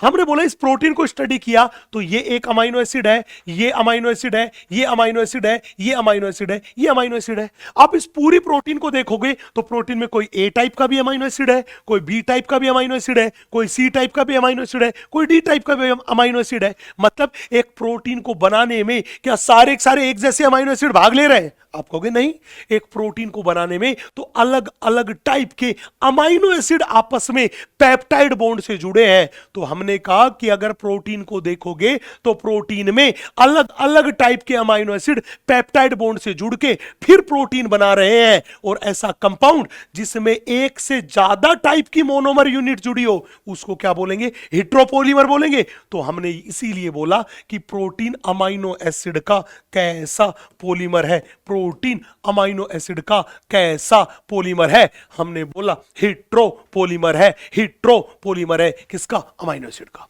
प्रोटीन अमाइनो एसिड का हिट्रोपोलीमर है, प्रोटीन अमाइनो एसिड का हिट्रोपोलीमर है। यस, चले भैया अब बड़े ध्यान से देखना। लेकिन खास बात क्या थी? खास बात यह थी कि हमारे शरीर में जो मोस्टली प्रोटीन है, जी हां, हमारे शरीर में जो मोस्टली प्रोटीन है उन मोस्टली प्रोटीन में सल्फर होता है। हमारे शरीर में जो मोस्टली प्रोटीन होती है उन मोस्टली प्रोटीन में सल्फर होता है। अब कहेगा सर शरीर की मोस्टली प्रोटीन में सल्फर है तो वो सल्फर आया कहां से? अरे अगर हमारे शरीर की मोस्टली प्रोटीन में सल्फर है तो वो सल्फर आया कहां से? हमने बोला वो सल्फर जो था वो पक्का अमाइनो एसिड से आया होगा। इसका मतलब कि कोई ना कोई तो ऐसे अमाइनो एसिड है जिनमें सल्फर होता है, जिनमें सल्फर होता है वहीं से क्या आता है? सल्फर आता है। तो कहने का मतलब शरीर में मोस्टली प्रोटीन्स में अगर सल्फर है तो मैं कह दूं कि शरीर की मोस्टली प्रोटीन को बनाने के लिए सल्फर कंटेनिंग अमाइनो एसिड की जरूरत होती है। अगर शरीर में सल्फर कंटेनिंग अमाइनो एसिड की कमी होगी तो शरीर की मोस्टली प्रोटीन का सिंथेसिस पॉसिबल नहीं है। अब सवाल था सर आप ये बताइए, आपने बोला प्रोटीन अमाइनो एसिड का पॉलीमर है, मैंने कहा हां, तो कितने टाइप के अमाइनो एसिड है जो प्रोटीन के सिंथेसिस में पार्टिसिपेट करते हैं? बेटा अमाइनो एसिड तो बहुत सारे अलग अलग टाइप के हैं, लेकिन केवल 20 टाइप के ऐसे अमाइनो एसिड हैं जो प्रोटीन के सिंथेसिस में भाग लेते हैं। कितने? केवल 20 अमाइनो एसिड हैं जो प्रोटीन के सिंथेसिस में भाग लेते हैं। अब सवाल था सर आप एक बात बताओ, अगर हम एक अमाइनो एसिड को ले और उस एक अमाइनो एसिड को लेके और स्टडी करें तो बताओ ना उस एक अमाइनो एसिड की स्ट्रक्चर कैसी होती है? बच्चे एनसीईआरटी की लाइन है कि अमाइनो एसिड जो है वो सब्स्टिट्यूटेड मीथेन है। अमाइनो एसिड क्या है? सब्स्टिट्यूटेड मीथेन है। अब बड़े ध्यान से देखना, ये एक अमाइनो एसिड है। इस अमाइनो एसिड में देखना, ये मेरे पास अमाइनो एसिड है, ये कार्बन है, इस कार्बन से इधर ये एसिडिक ग्रुप जुड़ा हुआ है दैट इज COH ग्रुप, इधर NH2 ग्रुप जुड़ा हुआ है दैट इज एमीन ग्रुप। तो ये अमाइनो एसिड का ये कार्बन जिससे COH ग्रुप जुड़ा हुआ है, इधर NH2 ग्रुप जुड़ा हुआ है, इधर R group that is alkyl group जुड़ा हुआ है, और इधर क्या जुड़ा हुआ है? हाइड्रोजन। इस कार्बन को बोलते हैं अल्फा कार्बन। इस कार्बन को कौन सा कार्बन बोलते हैं? हमने बोला इस कार्बन को हम बोलते हैं अल्फा कार्बन। और ये ऐसा कार्बन है जिससे चारों ग्रुप अलग अलग जुड़े हुए हैं। तो ये अल्फा कार्बन मेरे पास एक काइरेल कार्बन है, ये अल्फा कार्बन मेरे पास एक काइरेल कार्बन है, ये अल्फा कार्बन मेरे पास एक काइरेल कार्बन है। बोला सर ठीक है, लेकिन गुरुजी एक बात बताओ, क्या आपने बोला इस अमाइनो एसिड जो है, इस अमाइनो एसिड में ये मेरे पास COH ग्रुप है, हमने कहा हाँ, ये NH2 ग्रुप है, हाँ COH ग्रुप कैसा? एसिडिक। NH2 ग्रुप कैसा? एल्कालाइन दैट इज बेसिक, हाँ कि ना? इसके साथ साथ यहां पे R ग्रुप एल्किल ग्रुप भी है, और ये एल्किल ग्रुप कैसा है? ये एक वेरिएबल ग्रुप है। मतलब अलग अलग अमाइनो एसिड में R ग्रुप जो था, कार्बन की जो चेन थी, ये जो मेरे पास कंपाउंड था, ये अलग अलग होता है, अलग अलग होता है। तो कहने का मतलब ये हुआ कि अगर कोई पूछे कि किसी भी अमाइनो एसिड की फिजिकल एंड केमिकल प्रॉपर्टी जो है वो किस पे डिपेंड करती है, आप कहोगे NH2 ग्रुप पे भी डिपेंड करती है, COOH ग्रुप पे भी डिपेंड करती है, एंड इस R ग्रुप पे भी डिपेंड करती है। तो जब भी बोले अमाइनो एसिड की फिजिकल एंड केमिकल प्रॉपर्टी किस पे डिपेंड करती है, आप कहोगे R ग्रुप पे, NH2 ग्रुप पे, COH ग्रुप पे, इन तीनों पर ही डिपेंड करती है।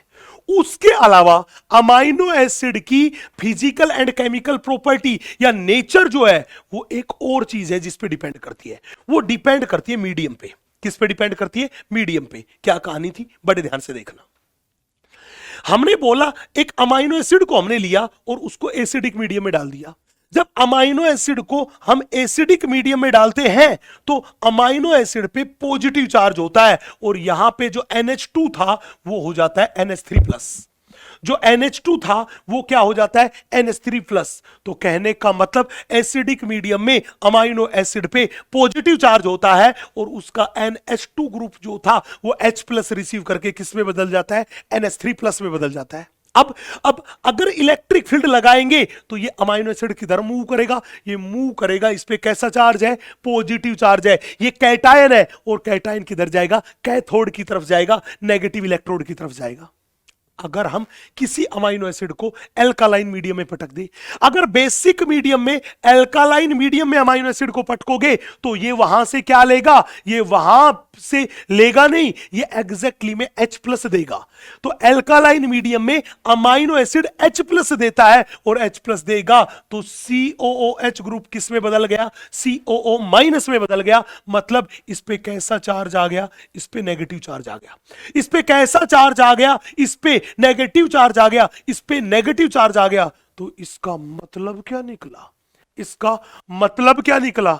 हमने बोला भैया इसका मतलब ये निकला कि अगर इस अमाइनो एसिड पे अपन इलेक्ट्रिक फील्ड लगाएंगे, अगर इस अमाइनो एसिड पे हम इलेक्ट्रिक फील्ड लगाएंगे, तो ये एक एन आयन है, नेगेटिव चार्ज वाला आयन है, ये पॉजिटिव चार्ज वाले इलेक्ट्रोड दैट इज एनोड की तरफ जाएगा। किधर जाएगा? एनोड की तरफ जाएगा। हमने एक काम किया, हमने बोला क्यों ना हम एक नया मीडियम बनाए, एक नई पीएच की वैल्यू सेट करें जिसको अपन बोले आइसो इलेक्ट्रिक पीएच, और उस पॉइंट को बोल दे iso electric point.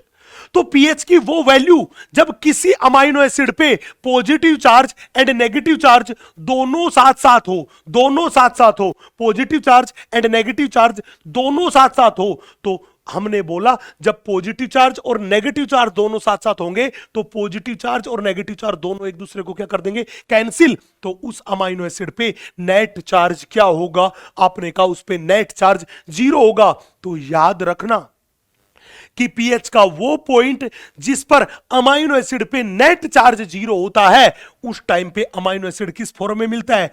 Zwitter ion की फॉर्म में मिलता है, ज्विटर आयन की फॉर्म में मिलता है, ज्विटर आयन की फॉर्म में मिलता है। तो ध्यान रखना, जब भी बोले ज्विटर आयन क्या है, तो आप कहोगे ज्विटर आयन, ज्विटर आयन वो आयन था जिस पे नेट चार्ज 0 होता है, मतलब अमाइनो एसिड इलेक्ट्रिक फील्ड में कोई मूवमेंट नहीं करता, अमाइनो एसिड इलेक्ट्रिक फील्ड में कोई भी मूवमेंट नहीं करता, नहीं करता, नहीं करता। देख लीजिए आप। यस, चले जी, हम थोड़ा आगे बढ़ते हैं, देखिएगा। हमने बोला इसके बाद हम आपसे बात करते स्ट्रक्चर ऑफ प्रोटीन के बारे में। बेटा एग्जैक्टली में हम बायोलॉजी में प्रोटीन की 4 टाइप्स की स्ट्रक्चर के बारे में बात करेंगे। Primary structure, secondary structure, tertiary structure and quaternary structure. 4 अलग अलग टाइप की स्ट्रक्चर के बारे में बात करेंगे। सबसे पहले मैं बात कर रहा हूं प्राइमरी स्ट्रक्चर के बारे में। बच्चे, प्रोटीन की जो प्राइमरी स्ट्रक्चर होती है वो लीनियर होती है और हाईली अनस्टेबल है। वो लीनियर होती है एंड कैसी होती है? हाईली अनस्टेबल है। अब देखिए, ये प्रोटीन की प्राइमरी स्ट्रक्चर है। इस प्राइमरी स्ट्रक्चर को देखिए, ये मेरे पास पहला अमाइनो एसिड है जिसके पास NH2 ग्रुप फ्री है, और ये इस चेन का लास्ट अमाइनो एसिड है जिसके पास COOH ग्रुप फ्री है। तो मैंने बोला ये क्या है? Initial and. ये क्या है? Last and. इनिशियल एंड पे कौन सा ग्रुप फ्री है? NH2 group. कौन सा ग्रुप फ्री है? NH2 group. तो हमने बोला प्रोटीन की चेन का वो एंड जहां पे NH2 ग्रुप फ्री होता है वो इनिशियल एंड होता है, और उसे बोलते हैं N टर्मिनल। उसे क्या बोलते हैं? N terminal. और प्रोटीन की चेन का लास्ट एंड जहां पे COOH ग्रुप फ्री होता है उसे बोलते हैं C टर्मिनल, उसे बोलते हैं C टर्मिनल। अब सवाल था, सर इस लीनियर स्ट्रक्चर से हमें क्या फायदा? बेटा, इस लीनियर स्ट्रक्चर को हम देख के ये बता सकते हैं कि पहला अमाइनो एसिड कौन सा है, दूसरा अमाइनो एसिड कौन सा है, तीसरा अमाइनो एसिड कौन सा है, चौथा अमाइनो एसिड कौन सा है, पांचवा कौन सा है, छठा कौन सा है, सातवां। मतलब एक प्रोटीन में अमाइनो एसिड का सीक्वेंस हम आसानी से बता सकते हैं। किसको देख के? प्राइमरी स्ट्रक्चर को देख के। तो प्राइमरी स्ट्रक्चर हमें क्या बताती है? प्राइमरी स्ट्रक्चर हमें अमाइनो एसिड के सीक्वेंस के बारे में बताती है, अमाइनो एसिड के सीक्वेंस के बारे में बताती है। कौन? Primary structure. पूछेगा सर आपने कहा प्राइमरी स्ट्रक्चर हाईली अनस्टेबल है। मैंने कहा जी बिल्कुल, प्राइमरी स्ट्रक्चर जो है वो हाईली अनस्टेबल है। तो ये प्राइमरी स्ट्रक्चर मिलेगी कहां पे? बेटा, ये प्राइमरी स्ट्रक्चर जो हाईली अनस्टेबल है ये एग्जैक्टली में जब एक नई प्रोटीन का सिंथेसिस राइबोसोम पे होता है तब मिलती है। मतलब हमने एग्जांपल लिखा है newly synthesized protein on ribosome. उनके पास कैसी स्ट्रक्चर होगी? हमने बोला प्राइमरी स्ट्रक्चर होगी। उनके पास कैसी स्ट्रक्चर होगी? हमने बोला प्राइमरी स्ट्रक्चर होगी। चले अपन आगे, हम थोड़ा सा आगे बढ़ते हैं। नेक्स्ट हमने बोला प्रोटीन की अगली स्ट्रक्चर है सेकेंडरी स्ट्रक्चर। पूछेगा सर सेकेंडरी स्ट्रक्चर की क्या कहानी थी? एग्जैक्टली में दोस्त, प्राइमरी स्ट्रक्चर जो थी वो हाईली अनस्टेबल थी। तो प्राइमरी स्ट्रक्चर हाईली अनस्टेबल थी तो उसका कुछ पार्ट जो था वो स्टेबिलिटी प्राप्त करने के लिए मॉडिफाइड हो जाता है। और वो मॉडिफाइड किस में हो सकता है? अरे वो सेकेंडरी में भी हो सकता है और टर्सरी में भी हो सकता है। सेकेंडरी में भी हो सकता है, टर्सरी में भी हो सकता है, या फिर क्वाटरनरी भी बना सकता है। तो हमने बोला जब प्रोटीन थ्रेड का या प्राइमरी प्रोटीन का कुछ पार्ट मॉडिफाइड हो जाए, और मॉडिफाइड हो जाए किस लिए? स्टेबिलिटी प्राप्त करने के लिए, तो वो अगली जो स्ट्रक्चर बनाएगा वो थी सेकेंडरी स्ट्रक्चर। अब सेकेंडरी स्ट्रक्चर में दो फॉर्म होती है, एक होती है अल्फा हेलिक्स। आप बड़े ध्यान से देखना, ये मेरे पास जो है ये अल्फा हेलिक्स है, ये मेरे पास क्या है? अल्फा हेलिक्स है, दैट इज हेलिकल स्ट्रक्चर है। और नेचर में अब तक जो ऑब्जर्व की गई है वो केवल और केवल राइट हैंडेड हेलिक्स ऑब्जर्व की गई है। कैसी? केवल और केवल राइट हैंडेड हेलिक्स ऑब्जर्व की गई है। अब सवाल था सर, ये बात तो हमने मान ली कि प्राइमरी स्ट्रक्चर जो थी वो सेकेंडरी स्ट्रक्चर में बदलेगी, और सेकेंडरी स्ट्रक्चर की दो फॉर्म है, एक अल्फा हेलिक्स और दूसरी बीटा प्लेटेड सीट। लेकिन ये तो बताइए कि आपने कहा कि नेचर में ओनली राइट हैंडेड हेलिक्स को ऑब्जर्व किया गया है। अब ये तो बताइए ये राइट हैंडेड हेलिक्स बनी कैसे? बच्चे ये हेलिक्स बनाने के लिए यहां पे बनते हैं इंट्रामोलिक्यूलर हाइड्रोजन बॉन्ड, यहां पे बनते हैं intramolecular hydrogen bonds, intramolecular hydrogen bonds. तो एक बात मैं अभी क्लियर कर देता हूं, एक बात मैं अभी क्लियर कर देता हूं कि जब भी कोई हमसे ये पूछे, जब भी कोई हमसे ये बात पूछे कि आप ये बताओ अल्फा हेलिक्स में बॉन्ड्स कौन कौन से हैं, तो अगर कोई पूछे कि बताओ बॉन्ड्स इन अल्फा हेलिक्स, कि जब भी कोई पूछे कि इस अल्फा हेलिक्स में बॉन्ड कौन कौन से हैं, अरे भैया अल्फा हेलिक्स प्रोटीन है, अगर प्रोटीन है तो अमाइनो एसिड आपस में जुड़े होंगे। तो इसमें पहला बॉन्ड कौन सा है? इसमें है पेप्टाइड बॉन्ड। पहला बॉन्ड कौन सा है? हमने बोला पहला मेरे पास है वो है पेप्टाइड बॉन्ड, और दूसरा हाइड्रोजन बॉन्ड, और वो हाइड्रोजन बॉन्ड भी कौन सा है? Intramolecular hydrogen bond. और दूसरा मेरे पास है वो मेरे पास है इंट्रामोलिक्यूलर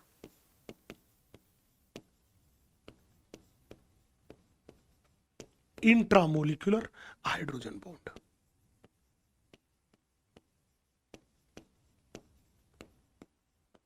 दूसरा मेरे पास है intramolecular hydrogen bond, intramolecular hydrogen bond. Yes, चले भैया, ये अपने पास दोनों की दोनों तरह की बातें हैं। नेक्स्ट, अब हमने बोला ये तो अल्फा हेलिक्स के बारे में बात करी, दूसरी कौन सी है? Beta pleated seat. बच्चे जब भी बीटा प्लेटेड सीट के बारे में बात करें तो ध्यान रखना, ये बीटा प्लेटेड सीट जो है इसकी स्ट्रक्चर जो होती है वो जिग जैग स्ट्रक्चर है, टेढ़ी मेढ़ी स्ट्रक्चर है। कैसी स्ट्रक्चर है? टेढ़ी मेढ़ी स्ट्रक्चर है। पूछेगा सर आप ये बताओ ये बीटा प्लेटेड सीट किससे बनती है? बेटा ये बीटा प्लेटेड सीट जो है ये 2 और मोर पॉलीपेप्टाइड चेन से बनती है। यहां पे देखो 2 पॉलीपेप्टाइड चेन है, एक पीले वाली और एक नीले वाली। जब इन दोनों पॉलीपेप्टाइड चेन के एन टर्मिनल एक तरफ हो और सी टर्मिनल दूसरी तरफ हो तो उसे बोलते हैं पैरेलल स्ट्रक्चर। और जब बीटा प्लेटेड सीट में दोनों पॉलीपेप्टाइड चेन के ये देखो अपोजिट एंड है, इसका एन टर्मिनल तो इसका सी टर्मिनल, यहां पे इसका सी टर्मिनल तो इसका एन टर्मिनल, तो इसको अपन बोलते हैं, वो बोलते हैं एंटी पैरेलल स्ट्रक्चर, इसको बोलते हैं एंटी पैरेलल स्ट्रक्चर।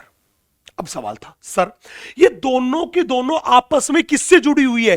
अरे ये दोनों की दोनों भी आपस में हाइड्रोजन बॉन्ड से जुड़ी हुई है, लेकिन इस हाइड्रोजन बॉन्ड को क्या बोलते हैं? इसे बोलते हैं intermolecular H bond, intermolecular H bond, intermolecular H bond. तो अगर कोई कहे कि आप हमें बताओ इस बीटा प्लेटेड सीट जो है, इस बीटा प्लेटेड सीट जो है, इस बीटा प्लेटेड सीट में अपने पास 2 तरह के बॉन्ड दिखाई दिए। एक दिखाई दिया पेप्टाइड बॉन्ड एंड दूसरा मेरे पास दिखाई दिया इंटरमोलिक्यूलर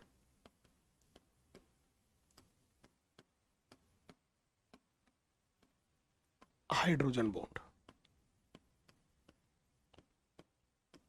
दूसरा दिखाई दिया इंटरमोलिक्यूलर हाइड्रोजन बॉन्ड। ये 2 टाइप के बॉन्ड हमें किसमें दिखाई देंगे? बीटा प्लेटेड सीट में दिखाई देंगे, बीटा प्लेटेड सीट में दिखाई देंगे। यस, नेक्स्ट, प्रोटीन की तीसरी स्ट्रक्चर है वो मेरे पास है 3 डिग्री स्ट्रक्चर। याद रखना 3 डिग्री स्ट्रक्चर जो है, ये 3 डिग्री स्ट्रक्चर जो है एग्जैक्टली में प्रोटीन की, ये 3 डिग्री स्ट्रक्चर जो है ये ग्लोबुलर एंड हाईली कोइल्ड है। हमने बोला ये क्या है, हमने बोला ये अपने पास है हाईली कोइल्ड एंड ग्लोबुलर।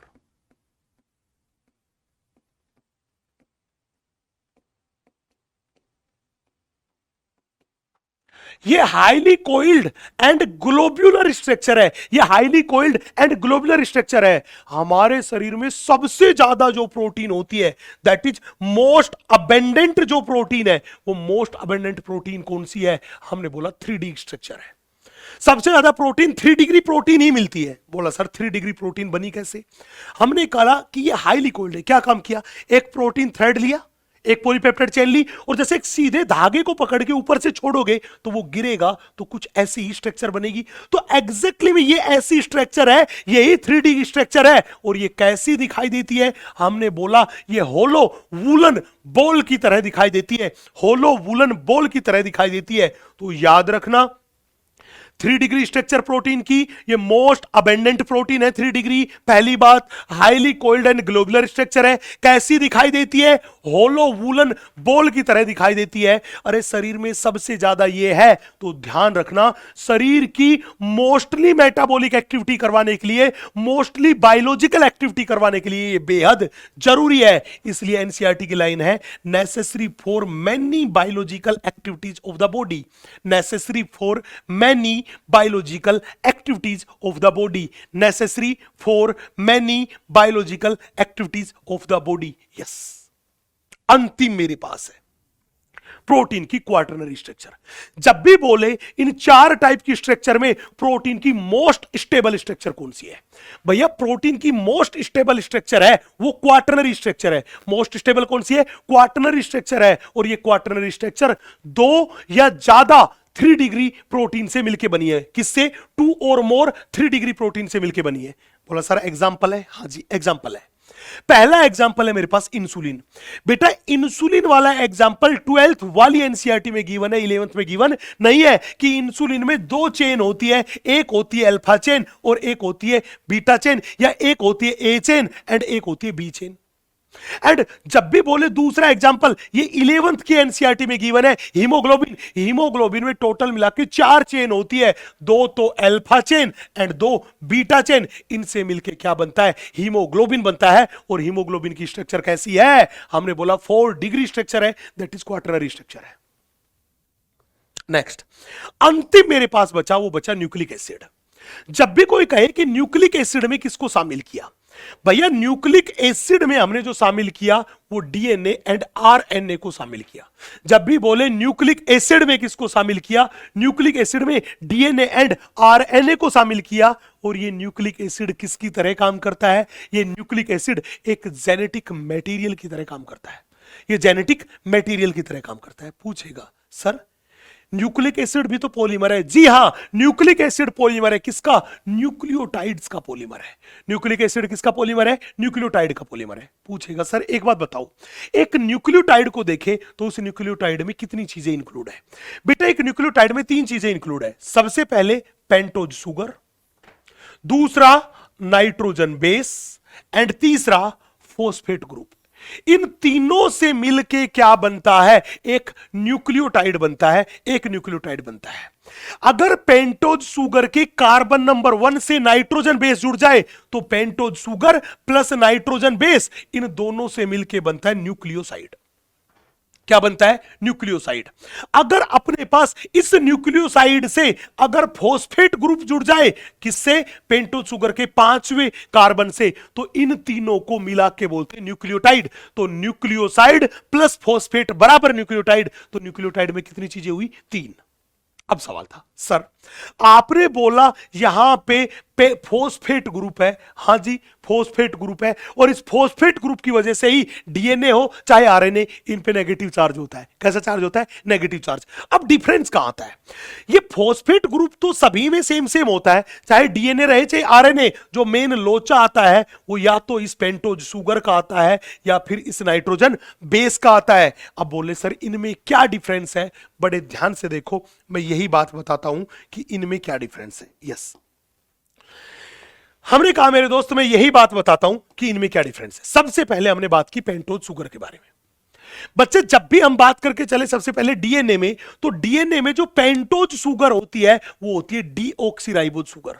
कौन सी शुगर है? डीएनए में होती है डीऑक्सीराइबोज शुगर। और यहां पे बात करके चले डीएनए में डीऑक्सीराइबोज शुगर होती है। और नाइट्रोजन बेस कौन से? हमने बोला adenine, thymine, guanine and cytosine. ये मेरे पास होते हैं, ये होते हैं नाइट्रोजन बेस। जब भी बोले आरएनए में, हमने बोला यहां पे राइबोज शुगर होती है, और यहां पे भी नाइट्रोजन बेस कौन से होते हैं? Adenine, uracil, guanine and cytosine. अब बड़े ध्यान से देखिएगा, यहां पे जब आप ध्यान से इत्मीनान से देख रहे होंगे तो आपको पता चलेगा कि डीएनए में तो होता है थाइमिन जो कि डीऑक्सीराइबोज शुगर से जुड़ रहा है, और यहां पे होता है यूरेसिल। मतलब सबसे बड़ा डिफरेंस क्या दिखाई दिया? एक तो शुगर का डिफरेंस दिखाई दिया, और दूसरा इन शुगर से जुड़े हुए नाइट्रोजन बेस का, कि यहां पे तो डीएनए में थाइमिन जुड़ा था, लेकिन यहां पे एक अलग ही nitrogen base that is uracil जुड़ा था। मतलब डीएनए में तो यूरेसिल कंप्लीटली एब्सेंट और आरएनए में थाइमिन कंप्लीटली एब्सेंट। अब सवाल था, सर एक बात बताओ, हमने कहा हम यहां पे बार बार नाइट्रोजन बेस के बारे में बात कर रहे हैं, ये नाइट्रोजन बेस है क्या? बेटा ये नाइट्रोजन बेस एग्जैक्टली में हेटेरोसाइक्लिक रिंग है। ये अपने पास क्या है? ये अपने पास है हेटेरोसाइक्लिक रिंग्स। ये नाइट्रोजन बेस जो है, ये नाइट्रोजन बेस हेटेरोसाइक्लिक रिंग्स है, हेटेरोसाइक्लिक रिंग्स है। यस, चले, नाइट्रोजन बेस जो होते हैं वो हेटेरोसाइक्लिक रिंग होते हैं। और ये नाइट्रोजन बेस कितने टाइप के मेरे दोस्त? ये नाइट्रोजन बेस अपने पास दो टाइप के हैं। एक है प्यूरिन, एक क्या है? प्यूरिन। प्यूरिन में क्या आता है? एडिनिन आता है एंड गुआनिन आता है। दूसरे मेरे पास है पायरिमिडीन। पायरिमिडीन में क्या आता है? साइटोसिन आता है, यूरेसिल आता है एंड थाइमिन आता है। साइटोसिन आता है, यूरेसिल आता है एंड थाइमिन आता है। अब काम की बात सुनना, वो पूछेगा न्यूक्लियोटाइड कितने टाइप के हैं, और हमारी एनसीईआरटी ने कहीं पे 5 लिख दिया है, सही कर लेना उसे। न्यूक्लियोटाइड टोटल कितने टाइप के होते हैं? अरे इस डीऑक्सीराइबोज शुगर के साथ जब ये 4 अलग अलग टाइप के बेस जुड़ेंगे तो डीएनए में 4 अलग टाइप के न्यूक्लियोटाइड बनेंगे। इस राइबोज शुगर के साथ जब ये 4 अलग अलग टाइप के बेस बनेंगे, जुड़ेंगे, तो हमने बोला आरएनए के लिए 4 अलग टाइप के न्यूक्लियोटाइड बनेंगे। तो न्यूक्लियोटाइड 4 टाइप के होते हैं डीएनए के लिए, और 4 टाइप के लिए होते हैं आरएनए के लिए। तो टोटल न्यूक्लियोटाइड कितने टाइप के हुए? आप कहोगे 8 टाइप के हुए, 8 टाइप के हुए। इस बात को याद रखना है, बहुत बहुत इंपॉर्टेंट बात है, बहुत बहुत इंपॉर्टेंट बात है। यस, चले तो भैया अब इस चैप्टर का अंतिम पोर्शन पे मूव करते हैं, दैट इज एंजाइम्स के बारे में बात करते हैं। किसके बारे में? एंजाइम्स के बारे में। सवाल कहेगा कि सर बताओ एंजाइम की क्या कहानी है? तो याद रखना दोस्तों, एंजाइम जो है वो ऐसे ऑर्गेनिक बायोकैटलिस्ट है, ऐसे ऑर्गेनिक बायोकैटलिस्ट है जो हमेशा रेट ऑफ रिएक्शन और वेलोसिटी ऑफ रिएक्शन को क्या करते हैं? इंक्रीज करते हैं, और रिएक्शन के बाद जैसे थे वैसे के वैसे अनचेंज्ड फॉर्म में वैसे के वैसे बचे रहते हैं। सवाल था सर ये एंजाइम बने किससे होते हैं? बेटा मोस्टली एंजाइम जो होते हैं वो प्रोटीन होते हैं। मोस्टली एंजाइम क्या होते हैं? प्रोटीन होते हैं। मतलब एनसीईआरटी की लाइन है, all enzymes are protein except ribozyme. Exactly में राइबोजाइम है वो एक आरएनए है। मतलब मोस्टली एंजाइम तो प्रोटीन है, ओनली कुछ एंजाइम ही है जो न्यूक्लिक एसिड है, न्यूक्लिक एसिड है। सवाल है सर आपने एंजाइम की डेफिनेशन में बोला कि एंजाइम हमेशा वेलोसिटी ऑफ रिएक्शन को, रेट ऑफ रिएक्शन को बढ़ाने का काम करते हैं। हमने कहा हाँ, तो आप बताओ ना फास्टेस्ट एंजाइम कौन सा है? ऐसा एंजाइम कौन सा है जो रेट ऑफ रिएक्शन में सबसे ज्यादा चेंज करता है, सबसे ज्यादा चेंज करता है? हमने कहा जी सुनो बड़े ध्यान से, अपने पास एक एंजाइम है जिसका नाम है कार्बोनिक एनहाइड्रेज। क्या नाम है? Carbonic anhydrase. एग्जैक्टली में यही फास्टेस्ट एंजाइम है। कार्बोनिक एनहाइड्रेज फास्टेस्ट एंजाइम क्यों है? बड़े ध्यान से सुनना बच्चे, हमारे शरीर में अगर रिएक्शन के बारे में बात करके चले तो कार्बन डाइऑक्साइड एंड वाटर की जब रिएक्शन होती है तो H2CO3 that is carbonic acid बनता है। क्या बनता है? कार्बोनिक एसिड बनता है। जब एंजाइम नहीं होता तो 1 घंटे में, जी हां 1 घंटे में इस कार्बोनिक एसिड के 200 मॉलिक्यूल्स बनते हैं। तो 1 घंटे में कार्बोनिक एसिड के 200 मॉलिक्यूल्स बनते हैं। लेकिन जो ही मैंने कार्बोनिक एनहाइड्रेज एंजाइम डाल दिया, जो ही मैंने कार्बोनिक एनहाइड्रेज एंजाइम डाल दिया तो डालते ही रेट ऑफ रिएक्शन बहुत ज्यादा बढ़ गई और अब 1 सेकंड में ही 6 लाख मॉलिक्यूल बन गए। 1 सेकंड में ही 6 लाख मॉलिक्यूल बन गए। इसका मतलब क्या निकला? इसका मतलब यह निकला कि ये एंजाइम जो है ये रेट ऑफ रिएक्शन को 10 मिलियन टाइम्स इंक्रीज करता है। 10 मिलियन टाइम्स इंक्रीज करने का काम करता है, इसलिए इसको बोला फास्टेस्ट एंजाइम। बात थी सर, अगर हमसे कोई कहे कि ये कैटलिस्ट जो है, आपने बोला एंजाइम ऑर्गेनिक बायो कैटलिस्ट है जो हमेशा वेलोसिटी ऑफ रिएक्शन और रेट ऑफ रिएक्शन को बढ़ाता है। अगर कोई कहे कि कैटलिस्ट कितने टाइप के होते हैं तो बच्चा कैटलिस्ट जो होते हैं वो एग्जैक्टली में 2 टाइप के होते हैं। एक होता है इनऑर्गेनिक कैटलिस्ट और दूसरा होता है ऑर्गेनिक कैटलिस्ट, और उस ऑर्गेनिक कैटलिस्ट को क्या बोलते हैं? एंजाइम। एक होता है इनऑर्गेनिक कैटलिस्ट और दूसरा होता है ऑर्गेनिक कैटलिस्ट। ध्यान रखना ये इनऑर्गेनिक कैटलिस्ट है, ये हाई टेम्परेचर एंड प्रेशर पे एक्टिव होते हैं। हाई टेम्परेचर एंड प्रेशर पे एक्टिव होते हैं। लेकिन ये ऑर्गेनिक कैटलिस्ट है जिन्हें हमने बोला एंजाइम, ये एक नैरो रेंज ऑफ टेम्परेचर में ही एक्टिव होते हैं और वो नैरो रेंज ऑफ टेम्परेचर है लगभग 20 से 40 डिग्री सेंटीग्रेड टेम्परेचर पर ही एक्टिव होते हैं। अगर टेम्परेचर जो था ये बहुत ज्यादा बढ़ा दिया तो एंजाइम, याद करो एंजाइम क्या थे? अधिकांश एंजाइम 3 डिग्री प्रोटीन थे। तो वो जो प्रोटीन थी 3 डिग्री प्रोटीन थी उसका डीनेचुरेशन हो जाएगा, उसके बॉन्ड टूटने लगेंगे जिससे एंजाइम की एक्टिविटी क्या हो जाएगी? कम। और अगर टेम्परेचर को बहुत कम कर दिया तो याद रखना ये एंजाइम जो है, इन एंजाइम को काम करने के लिए, एक्टिविटी शो करने के लिए एक मिनिमम टेम्परेचर की जरूरत होती है। जो जो आप टेम्परेचर घटाते जाओगे एंजाइम की एक्टिविटी क्या होती जाएगी? कम। और एक टेम्परेचर के बाद एंजाइम काम करना बंद कर देंगे, उसे बोलते इनएक्टिवेशन ऑफ एंजाइम। तो कहने का मतलब एंजाइम जो है वो एक नैरो रेंज ऑफ टेम्परेचर में काम करते हैं। अगर टेम्परेचर बहुत ज्यादा बढ़ा दिया तो एंजाइम की एक्टिविटी घटेगी क्योंकि एंजाइम का डीनेचुरेशन हो जाएगा। और अगर एंजाइम का टेम्परेचर बहुत ज्यादा कम कर दिया तो एंजाइमेटिक एक्टिविटी फिर भी घटेगी क्योंकि एंजाइम का इनएक्टिवेशन हो जाएगा। अब सवाल पूछेगा कि सर क्या किसी भी लिविंग ऑर्गेनिज्म के एंजाइम हाई टेम्परेचर पे काम नहीं करते? मैंने कहा ऐसी बात नहीं है। बहुत सारे ऐसे माइक्रो ऑर्गेनिज्म हैं जो हॉट स्प्रिंग्स में रहते हैं, गर्म पानी के झरनों में रहते हैं और उन झरनों का टेम्परेचर जो होता है वो 80 से 90 डिग्री सेंटीग्रेड होता है। तो ऐसे ऑर्गेनिज्म जो कि थर्मोफिलिक ऑर्गेनिज्म है, जो कि हॉट स्प्रिंग्स में रहते हैं, उनके एंजाइम उस हाई टेम्परेचर पर भी क्या रहते हैं? एक्टिव होते हैं। उनके एंजाइम उस हाई टेम्परेचर पर भी क्या रहते हैं? एक्टिव होते हैं, एक्टिव होते हैं। यस। तो अगर कहे कि एंजाइम्स हमेशा हाई टेम्परेचर पर काम नहीं कर पाएंगे तो आप याद रखना हमेशा बात क्या है? गलत। क्योंकि थर्मोफिलिक माइक्रो ऑर्गेनिज्म के शरीर में जो एंजाइम है वो हाई टेम्परेचर पर भी क्या रहते हैं? एक्टिव रहते हैं। और वो टेम्परेचर की वैल्यू है 80 से 90 डिग्री सेंटीग्रेड। यस। चले भैया, अब सवाल था सर अगर मेरे से कोई कहे कि स्ट्रक्चर ऑफ एंजाइम के बारे में बताइए। दोस्त हमने क्या बोला? एंजाइम जो है वो 3 डिग्री प्रोटीन है। हमने बोला ये ब्लू कलर वाला एंजाइम है।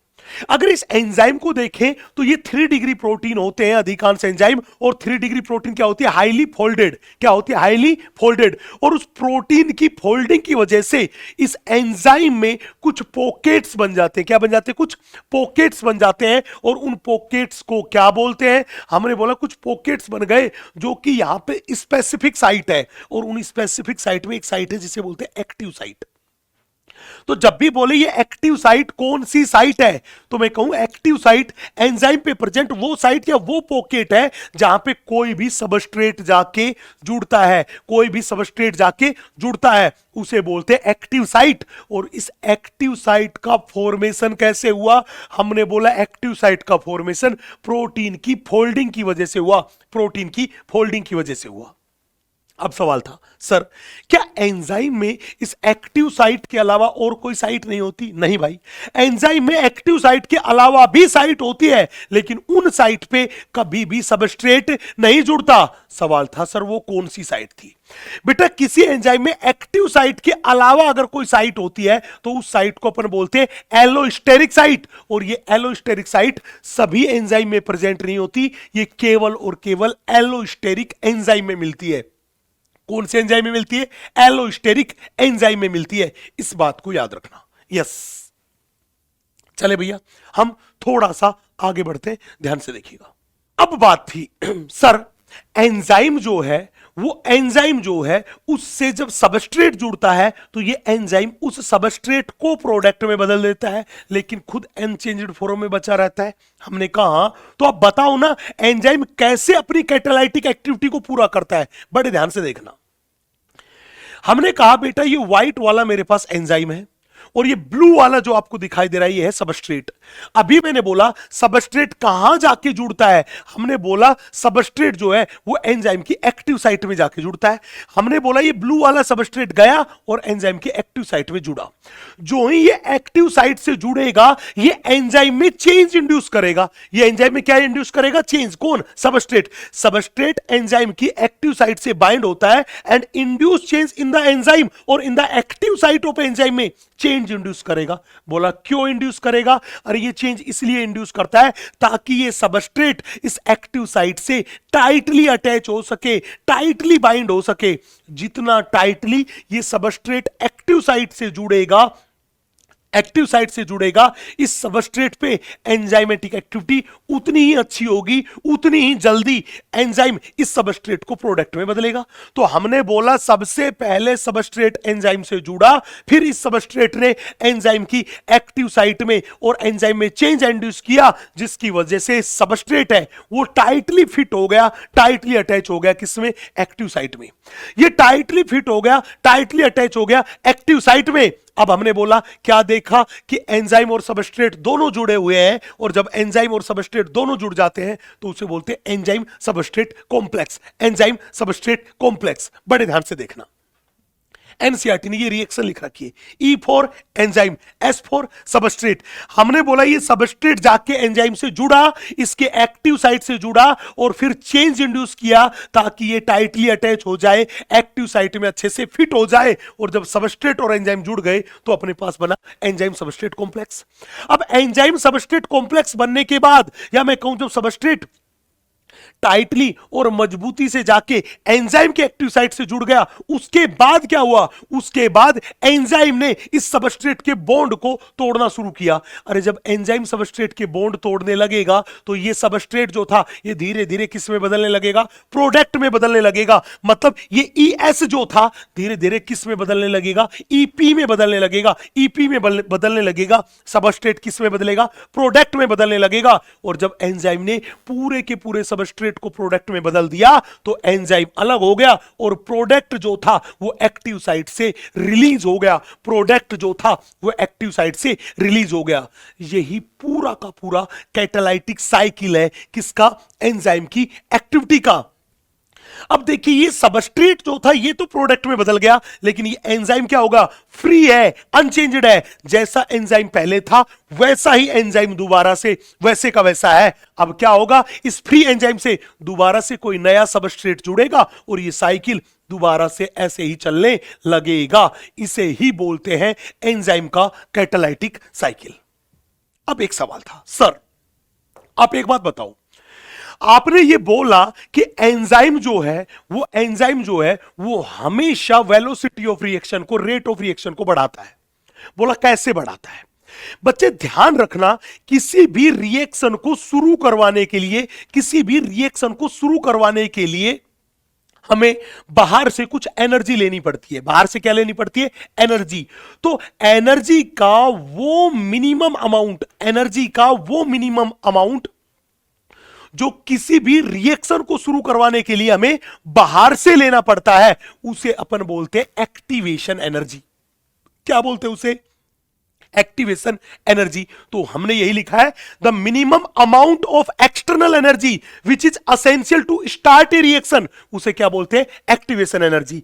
तो ध्यान रखना, ये एंजाइम क्या काम करते हैं? ये एंजाइम हमेशा एक्टिवेशन एनर्जी को घटाते हैं, एक्टिवेशन एनर्जी को घटाते हैं। और जब एक्टिवेशन एनर्जी घटेगी तो रेट ऑफ रिएक्शन जो था, वो रेट ऑफ रिएक्शन क्या होगा? बढ़ेगा।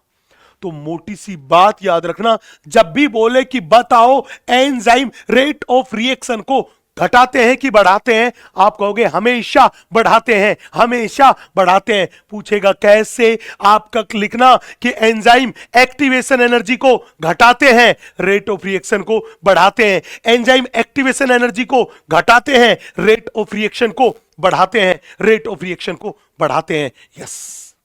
अब अपन थोड़ा सा आगे बढ़ते हैं, थोड़ा सा आगे चलते हैं। देखिएगा, हम बात करते हैं सर कौन कौन से ऐसे फैक्टर हैं जो एंजाइम की एक्टिविटी को अफेक्ट करते हैं। हमने बोला एंजाइम की एक्टिविटी को अफेक्ट करने वाला पहला फैक्टर मेरे पास है पीएच। अब बड़े ध्यान से देखना, ये एक्स एक्सिस पे लिया पीएच एंड वाई एक्सिस पे है एंजाइमेटिक एक्टिविटी और वेलोसिटी ऑफ रिएक्शन। ध्यान रखना, जब भी बोले एंजाइम की मैक्सिमम एक्टिविटी कहां पे है, हमने बोला एंजाइम की मैक्सिमम एक्टिविटी इस जगह पे है, इस जगह पे एंजाइम की मैक्सिमम एक्टिविटी, और ये मेरे पास पीएच है, ऑप्टिमम पीएच। सवाल पूछेगा ऑप्टिमम पीएच है क्या, तो मैं कह दूं पीएच की वो वैल्यू जिस पर एंजाइम की एक्टिविटी मैक्सिमम होती है, उसे क्या बोलते हैं? ऑप्टिमम पीएच बोलते हैं। अगर पीएच को इस ऑप्टिमम पीएच से ज्यादा करोगे तब भी एंजाइम की एक्टिविटी घटेगी। अगर पीएच की वैल्यू को इस ऑप्टिमम पीएच से कम लेके आओगे तब भी एंजाइमेटिक एक्टिविटी घटेगी। तो अगर आपको मैक्सिमम एंजाइमेटिक एक्टिविटी चाहिए तो पीएच कितनी होनी चाहिए? ऑप्टिमम पीएच होनी चाहिए। यस। नेक्स्ट, अगला फैक्टर अपने पास है, वो अपने पास है मेरे दोस्त टेम्परेचर। बच्चे, टेम्परेचर का जो कर्व है वो भी पीएच के कर्व की जैसे ही है। हमने यहां पे एक्स एक्सिस पे लिया टेम्परेचर एंड वाई एक्सिस पे एंजाइमेटिक एक्टिविटी और वेलोसिटी ऑफ रिएक्शन है। हमने बोला जब भी कोई कहे कि ऑप्टिमम टेम्परेचर क्या है, तो मैंने कहा कि टेम्परेचर की वो वैल्यू जिस पर वेलोसिटी ऑफ रिएक्शन और एंजाइमेटिक एक्टिविटी मैक्सिमम है, उस टेम्परेचर की वैल्यू को क्या बोलते हैं? Optimum temperature. उसे क्या बोलते हैं? Optimum temperature. अगर तुम ऑप्टिमम टेम्परेचर से ज्यादा टेम्परेचर करोगे तो ऑप्टिमम से ज्यादा टेम्परेचर पर एंजाइम का डीनेचुरेशन हो जाएगा, जिससे एंजाइमेटिक एक्टिविटी क्या हो जाएगी? कम। अगर ऑप्टिमम से कम टेम्परेचर करोगे तो एंजाइम इनएक्टिव हो जाएंगे, जिसकी वजह से एंजाइमेटिक एक्टिविटी क्या हो जाएगी? कम। मतलब हर हाल में एंजाइमेटिक एक्टिविटी तो घटेगी। यस। नेक्स्ट, तीसरा फैक्टर है वो है कंसंट्रेशन ऑफ सबस्ट्रेट, कि सबस्ट्रेट की कंसंट्रेशन। याद रखना, ग्राफ को देखिएगा, इनिशियली जब हम सबस्ट्रेट की कंसंट्रेशन बढ़ा रहे हैं तो एंजाइमेटिक एक्टिविटी बढ़ रही है, और उसके बाद एंजाइमेटिक एक्टिविटी क्या होगी? कांस्टेंट। एंजाइमेटिक एक्टिविटी होगी कांस्टेंट। तो हमने बोला इनिशियली सबस्ट्रेट की कंसंट्रेशन बढ़ाने पर एंजाइमेटिक एक्टिविटी बढ़ती है, और रिएक्शन की वेलोसिटी कहां तक पहुंची? इस रिएक्शन की वेलोसिटी कहां तक पहुंची? वो वी मैक्सिमम तक पहुंची, वो वी मैक्सिमम तक पहुंची। चले, वी मैक्सिमम प्राप्त करने के बाद अगर सबस्ट्रेट की कंसंट्रेशन बढ़ाई तो वेलोसिटी ऑफ रिएक्शन जो था वो कांस्टेंट रहा। चले, तो खास बात याद रखना कि इनिशियली सबस्ट्रेट की कंसंट्रेशन बढ़ाएंगे तो वेलोसिटी ऑफ रिएक्शन बढ़ेगा, बढ़ के कहां पहुंचेगा? वी मैक्सिमम पे जाएगा, और वी मैक्सिमम के बाद अगर सबस्ट्रेट की कंसंट्रेशन बढ़ाओगे तो वेलोसिटी ऑफ रिएक्शन क्या रहेगा? कांस्टेंट रहेगा। अब बात थी सर, हमने बोला ये वेलोसिटी ऑफ रिएक्शन जो है ये जो वी मैक्सिमम है, इस वी मैक्सिमम को प्राप्त करने के लिए मान लीजिए हमें सबस्ट्रेट की एस कंसंट्रेशन की जरूरत पड़ी। इस वी मैक्सिमम को प्राप्त करने के लिए मान लीजिए हमें सबस्ट्रेट की एस कंसंट्रेशन की जरूरत पड़ी। बोला हां, तो बताओ इस वी मैक्सिमम की आधी velocity that is we maximum by 2 velocity प्राप्त करने के लिए हमें कितनी कंसंट्रेशन चाहिए सबस्ट्रेट की, हमें कितनी कंसंट्रेशन चाहिए सबस्ट्रेट की। तो हमने बोला इस वी मैक्सिमम की आधी वेलोसिटी प्राप्त करने के लिए हमें सबस्ट्रेट की इतनी कंसंट्रेशन चाहिए और इसी को अपन बोलते हैं के एम।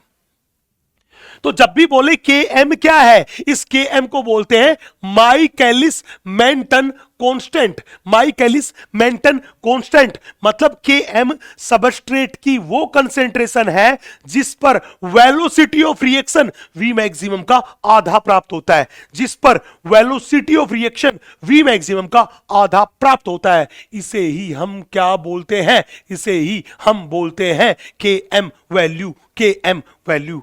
यस, आगे बढ़ते हैं। आगे आता है इनहिबिटर वाला कंसेप्ट। पूछेगा सर इन इनहिबिटर की क्या कहानी है। बेटा ऐसा कोई भी सब्सटेंस जो एक एंजाइम कैटालाइज्ड रिएक्शन की वेलोसिटी को क्या कर दे, वेलोसिटी को क्या कर दे, रिड्यूस कर दे, उसे बोलते हैं इनहिबिटर। हमने बोला ऐसा कोई भी केमिकल सब्सटेंस जो एक एंजाइम कैटालाइज्ड रिएक्शन की वेलोसिटी को क्या कर दे, कम कर दे, या एक एंजाइम की एक्टिविटी को घटा दे, उसे क्या बोलते हैं, इनहिबिटर बोलते हैं। अब ये इनहिबिटर जो अपने पास है ये दो टाइप के हैं। पहला है कॉम्पिटिटिव इनहिबिटर। आप इस डायग्राम में देखिएगा, ये एंजाइम है, ये एंजाइम की एक्टिव साइट है। ये एंजाइम की कौन सी साइट है मेरे दोस्त, ये एंजाइम की एक्टिव साइट है। अब बड़े ध्यान से देखेंगे तो आपको दिखाई दे रहा होगा ये एंजाइम की एक्टिव साइट है, ये मेरे पास है S4 सबस्ट्रेट और ये मेरे पास है CI that is competitive inhibitor. यहां पे देखो इस सबस्ट्रेट एंड कॉम्पिटिटिव इनहिबिटर दोनों की स्ट्रक्चर है वो सिमिलर स्ट्रक्चर है कि नहीं है, बोला हां। तो ध्यान रखना कॉम्पिटिटिव इनहिबिटर वो होते हैं जिनकी स्ट्रक्चर सबस्ट्रेट के सिमिलर हो, सबस्ट्रेट के सिमिलर हो। जब स्ट्रक्चर सेम सेम है तो सबस्ट्रेट हो चाहे इनहिबिटर, दोनों कहां बाइंड होंगे, वो बाइंड होंगे एक्टिव साइट पे। कहां बाइंड होंगे, एक्टिव साइट पे। तो हमने बोला कि कॉम्पिटिटिव इनहिबिशन में क्या होता है, सबस्ट्रेट एंड एंजाइम जो है वो स्ट्रक्चरली सिमिलर है और ये कहां बाइंड होते हैं, एक्टिव साइट पे। इन दोनों के बीच एंजाइम की एक्टिव साइट पर जुड़ने के लिए कॉम्पिटिशन होता है, इसलिए इनको बोलते हैं कॉम्पिटिटिव इनहिबिटर। Competitive inhibitor. बोला सर कोई एग्जांपल है, हमने कहा हां बिल्कुल हमारे पास एग्जांपल है। एग्जैक्टली में दोस्त हमारे पास ये मेरे पास है सक्सिनेट। ये सक्सिनेट है, ये एक सबस्ट्रेट है। ये इस सक्सिनिक डिहाइड्रोजिनेज एंजाइम की प्रेजेंस में ये सक्सिनेट किस में बदल जाता है, फ्यूमेरेट में बदल जाता है, जो क्या है, एक प्रोडक्ट है। तो हमने बोला सक्सिनेट एक सबस्ट्रेट है, ये सक्सिनिक डिहाइड्रोजिनेज एंजाइम की एक्टिव साइट से जब जुड़ेगा तो ये फ्यूमेरेट दैट इज इस प्रोडक्ट में बदल जाएगा, दैट इज इस प्रोडक्ट में बदल जाएगा, बिल्कुल बदल जाएगा। तो हुआ क्या, मैंने बोला इस सबस्ट्रेट इस सक्सिनेट से मिलता जुलता एक कंपाउंड है मैलोनेट। ये मैलोनेट एक इनहिबिटर है। अगर ये मैलोनेट इस सक्सिनिक डिहाइड्रोजिनेज से जुड़ गया तो फिर वहां पे कभी भी सक्सिनेट नहीं जुड़ पाएगा, मतलब कभी भी प्रोडक्ट नहीं बन पाएगा, नहीं बन पाएगा। तो याद रखना जब भी बोले सक्सिनिक डिहाइड्रोजिनेज एंजाइम के लिए सबस्ट्रेट कौन सा है, आप कहोगे सक्सिनेट, वो पूछेगा इनहिबिटर कौन सा है, हमने बोला मैलोनेट। ये बड़ा फेमस एग्जांपल है, याद रखना है। यस, नेक्स्ट अगला मेरे पास है नॉन कॉम्पिटिटिव इनहिबिटर। बड़े ध्यान से देखना, हमने बोला ये एंजाइम है और ये इस एंजाइम की एक्टिव साइट। यहां पे देखिए ये S4 है सबस्ट्रेट और ये NCI है, ये है नॉन कॉम्पिटिटिव इनहिबिटर। आप इस सबस्ट्रेट और नॉन कॉम्पिटिटिव इनहिबिटर दोनों की स्ट्रक्चर को देखिए, याद करोगे, ध्यान रखना इन दोनों की स्ट्रक्चर क्या है, अलग अलग। हमने बोला नॉन कॉम्पिटिटिव इनहिबिटर वो इनहिबिटर है जिनकी स्ट्रक्चर जो है वो सबस्ट्रेट से क्या होती है, अलग, वो स्ट्रक्चरली डिसिमिलर है टू द सबस्ट्रेट। अब ये सबस्ट्रेट कहां जाके जुड़ेगा, ये सबस्ट्रेट जाके जुड़ेगा एक्टिव साइट पे, और ये NCI कहां जाके जुड़ेगा, ये जुड़ेगा अदर देन एक्टिव साइट पे। इस एक्टिव साइट के अलावा कोई साइट है वहां पे जाके जुड़ेगा, कौन, वो जुड़ेगा मेरे पास NCI दैट इज इनहिबिटर। तो देखो सबस्ट्रेट अलग जगह जुड़ रहा है, इनहिबिटर अलग जगह जुड़ रहा है, तो इन दोनों के बीच कोई भी कंपटीशन नहीं है, तो इन दोनों के बीच कोई भी कंपटीशन नहीं है, इसीलिए इसको बोला नॉन कॉम्पिटिटिव इनहिबिटर, इन्हें बोला non competitive inhibitor. Yes, next अगला कंसेप्ट देखिएगा। अगला कंसेप्ट है सर होलो एंजाइम्स क्या होते हैं। बेटा होलो एंजाइम्स एग्जैक्टली में कंपाउंड एंजाइम्स है। क्या है? Compound enzymes. कंपाउंड एंजाइम वो होते हैं जिसके दो भाग होते हैं। कितने भाग होते हैं? दो भाग होते हैं, एक प्रोटीन भाग एंड दूसरा नॉन प्रोटीन भाग। तो होलो एंजाइम वो एंजाइम है, होलो एंजाइम वो एंजाइम है जिसके टोटल मिला के अपने पास दो भाग है। एक भाग है प्रोटीन भाग जिसे बोलते हैं एपो एंजाइम, एक भाग है नॉन प्रोटीन भाग जिसे बोलते हैं कोफैक्टर। तो ऐसे एंजाइम जिसके दो भाग होते हैं, एक प्रोटीन भाग जिसे बोलते हैं एपो एंजाइम, एक नॉन प्रोटीन भाग जिसे बोलते हैं कोफैक्टर, उसको बोलते हैं होलो एंजाइम।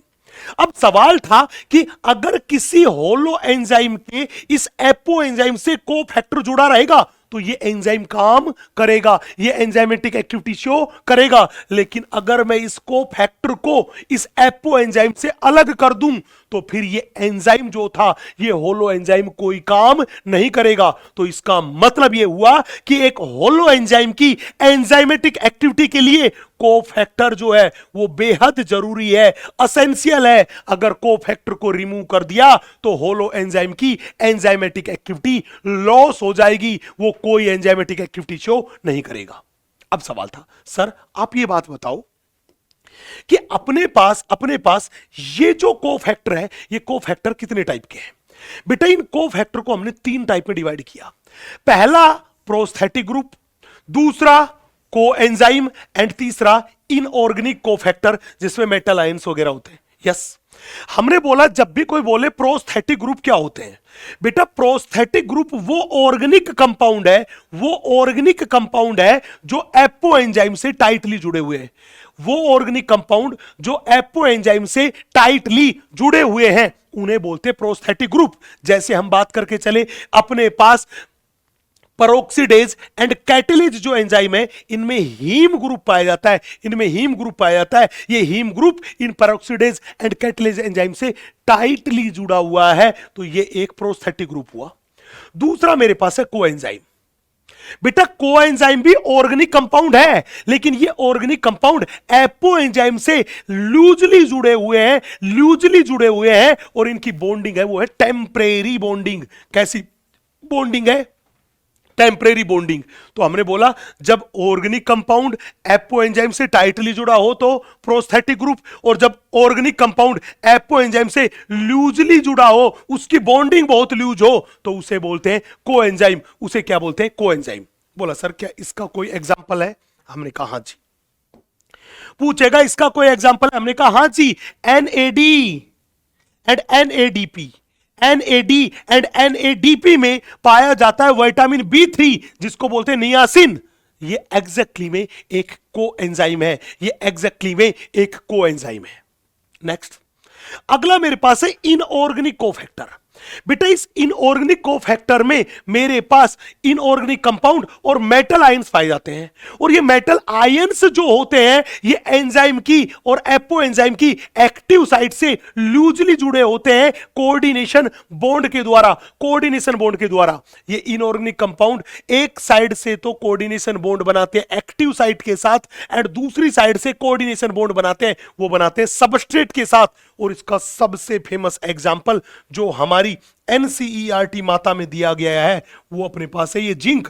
और ये जिंक किसमें? हमने बोला ये कार्बोक्सी पेप्टाइडेज में मिलता है, कार्बोक्सी पेप्टाइडेज में मिलता है। यस, इसी तरह जिंक जो होता है ये कार्बोनिक एनहाइड्रेज में मिलता है। इसी तरह कैल्शियम जो है ये सक्सिनिक डिहाइड्रोजिनेज एंजाइम के लिए क्या है? हमने बोला इनऑर्गेनिक कोफैक्टर है। यस, चले भैया अंतिम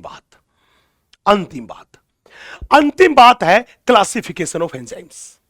बेटा एग्जैक्टली में इंटरनेशनल लेवल पर एक कमेटी है जिसे बोलते हैं एंजाइम कमीशन। उस एंजाइम कमीशन ने एंजाइम को टोटल मिला के 6 मेजर क्लासेस में डिवाइड किया। किसमें? 6 मेजर क्लासेज में डिवाइड किया, 6 मेजर क्लासेज में डिवाइड किया। ये 6 मेजर क्लास के नाम आपको सीक्वेंस से याद रखने हैं। पहली क्लास को बोलते हैं डिहाइड्रोजिनेज या ऑक्सीडोरिडक्टेज, दूसरी को बोलते हैं ट्रांसफेरेज, तीसरी को बोलते हैं हाइड्रोलेज, तीसरी को बोलते हैं हाइड्रोलेज, चौथी को बोलते हैं लाइएज, पांचवी को बोलते हैं आइसोमरेज और छठी को बोलते हैं लाइगेज, छठी को बोलते हैं लाइगेज। बड़े ध्यान से देखना, वो पूछेगा सबसे पहली क्लास, हमने बोला ये रही मेरे पास डिहाइड्रोजिनेज या ऑक्सीडोरिडक्टेज। ये क्या काम करती है? बड़े ध्यान से देखना, हमने बोला ये कोई रिएक्टेंट है जो कि अपनी ऑक्सीडाइज्ड अवस्था में है, ये कोई दूसरा रिएक्टेंट है बी जो कि अपनी रिड्यूस्ड अवस्था में है।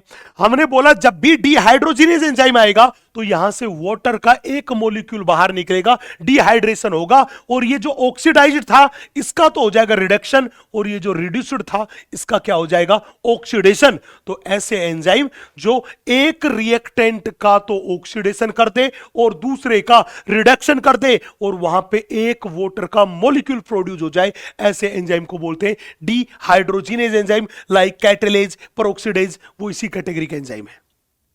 नेक्स्ट, अगला मेरे पास बड़े ध्यान से देखना, अगला मेरे पास बड़े ध्यान से देखना, हमने बोला अगला एंजाइम मेरे पास है वो है ट्रांसफेरेज। यहां पे देखो ये मेरे पास रिएक्टेंट है ए, इस ए से कोई ग्रुप जुड़ा हुआ है, वो जुड़ा हुआ है जी, ये कोई दूसरा रिएक्टेंट है बी, ये कोई दूसरा रिएक्टेंट है बी। हमने बोला जो ही हमने ट्रांसफेरेज एंजाइम डाला इसने क्या काम किया, ये जो जी ग्रुप है जो ए से जुड़ा है इसको यहां से ट्रांसफर कर दिया किसके ऊपर? बी पे। तो ट्रांसफेरेज क्या काम करता है? एक ग्रुप को ट्रांसफर करता है, एक ग्रुप को ट्रांसफर करता है किसी दूसरे कंपाउंड पे। तो ए से हटाया और उसको कहां पे ट्रांसफर कर दिया? बी पे, इसलिए इसको क्या बोल दिया? ट्रांसफेरेज। क्या बोल दिया? ट्रांसफेरेज। जो काइनेज एंजाइम है वो उसी नेचर के है। नेक्स्ट, तीसरा है हाइड्रोलेज। हाइड्रोलेज जो करेगा वो हाइड्रोलाइसिस करेगा, मतलब हमारे डाइजेशन के जितने एंजाइम है सारे सारे कैसे? हाइड्रोलेज। जैसे हाइड्रोलेज क्या करेगा? काम करेगा हाइड्रोलाइसिस करेगा, हाइड्रोलाइसिस करेगा। जैसे मेरे पास ये ए बी कोई कंपाउंड था, वाटर की प्रेजेंस में ये कंपाउंड टूटेगा, इसका बॉन्ड टूटा, पानी भी टूटा, ए पे प्लस चार्ज, बी पे माइनस चार्ज, एच पे प्लस चार्ज, ओ एच पे माइनस चार्ज, प्लस वाले को माइनस से और माइनस वाले को प्लस से जोड़ा तो मेरे पास AOH एंड BH बन गया कि नहीं बन गया? बिल्कुल बन गया। तो हमने बोला हाइड्रोलेज एंजाइम वो है जो हाइड्रोलाइसिस करते हैं, हाइड्रोलाइसिस करते हैं मतलब यहां बॉन्ड टूटते हैं और किसकी प्रेजेंस में? वाटर की प्रेजेंस में। बिना वाटर के हाइड्रोलाइसिस के ये रिएक्शन पूरी नहीं हो सकती, नहीं हो सकती। नेक्स्ट, चौथी जो क्लास है उस चौथी क्लास को अपन बोलते हैं लाइएज। चौथी जो क्लास है उस चौथी क्लास को बोलते हैं लाइएज। हमने बोला ये कोई मेरे पास रिएक्टेंट है ए बी। अब देखो ए से तो एक्स ग्रुप जुड़ा हुआ है एंड बी से वाई ग्रुप जुड़ा हुआ है। जो ही हमने लाइएज एंजाइम जोड़ा डाला, लाइएज एंजाइम क्या काम करेगा? अरे लाइएज एंजाइम जो था ये लाइएज एंजाइम ग्रुप को ट्रांसफर करेगा, वो हाइड्रोजन के अलावा कोई ग्रुप है इस ग्रुप को ट्रांसफर करेगा। अब देखो हटाएगा, इसने देखो इस लाइएज एंजाइम ने इस एक्स वाई को हटा के अलग कर दिया कि नहीं कर दिया, और साथ ही साथ ए एंड बी के बीच डबल बॉन्ड का फॉर्मेशन करा दिया। तो जब भी बोले लाइएज एंजाइम क्या काम करते हैं, मैंने बोला ये किसी ग्रुप को रिमूव करते हैं, हटा देते हैं, एक्स वाई को हटा के अलग कर दिया एंड डबल बॉन्ड का फॉर्मेशन करवाने के लिए रिस्पांसिबल है कौन से एंजाइम? Lyase enzyme. जैसे कार्बोनिक एनहाइड्रेज एक लाइएज एंजाइम है। नेक्स्ट, अगला मेरे पास है वो है आइसोमरेज। बेटा आइसोमरेज एंजाइम आइसोमराइजेशन करते हैं, आइसोमर्स बनाते हैं, और आपको पता है आइसोमर्स का जनरल फॉर्मूला जो था, केमिकल फॉर्मूला था वो था सेम सेम, केवल उनका अरेंजमेंट, उनका कॉन्फ़िगरेशन अलग था। देखिए ये मेरे पास कंपाउंड है कोई ए बी, इसमें ए की संख्या कितनी है? एक। बी की संख्या कितनी है? एक। अरेंजमेंट कैसे है? ए पहले और बी बाद में है। अगर यहां पे आइसोमरेज एंजाइम डालेंगे तो वो क्या बना देगा? उसको बी ए। अभी भी देखो ए की संख्या कितनी है? एक। बी की कितनी है? एक, लेकिन अरेंजमेंट बदल गया, पहले बी आ रहा है और बाद में ए। ऐसे एंजाइम को बोलते हैं आइसोमरेज एंजाइम। नेक्स्ट, अंतिम मेरे पास है लाइगेज। बेटा लाइगेज एंजाइम जो है ये क्या काम करते हैं, ये दो कंपाउंड को आपस में जोड़ता है, उनके बीच बॉन्ड बनवाने का काम करता है, उनके बीच बॉन्ड बनवाने का काम करता है। जैसे मेरे पास एक रिएक्टेंट था ए, दूसरा रिएक्टेंट है बी, इन पे जो ही मैंने लाइगेज एंजाइम डाला इसने उन दोनों के बीच क्या बनवा दिया, बॉन्ड बनवा दिया। और ये बॉन्ड बनवाने का काम कौन करता है, ये करता है लाइगेज। कौन करता है, लाइगेज करता है, लाइगेज करता है। ये टोटल मिला के एंजाइम्स की कितनी क्लास हो गई, 6 क्लासेज हो गई। इन 6 की 6 क्लासेज को ऐसे कैसे ही लर्न करना है, इसी सीक्वेंस में लर्न करना है। ये एकदम फिक्स सीक्वेंस है और यहीं पे जाके हमारा ये खूबसूरत सा चैप्टर जो होता है मेरे दोस्त, ये चैप्टर होता है एकदम खलास, एकदम खत्म। जल्द ही हम मिलेंगे नए चैप्टर के साथ। तब तक के लिए रसगुल्ला आर्मी खुश रहें, सुरक्षित रहें। जय Hind. Thank you very much guys.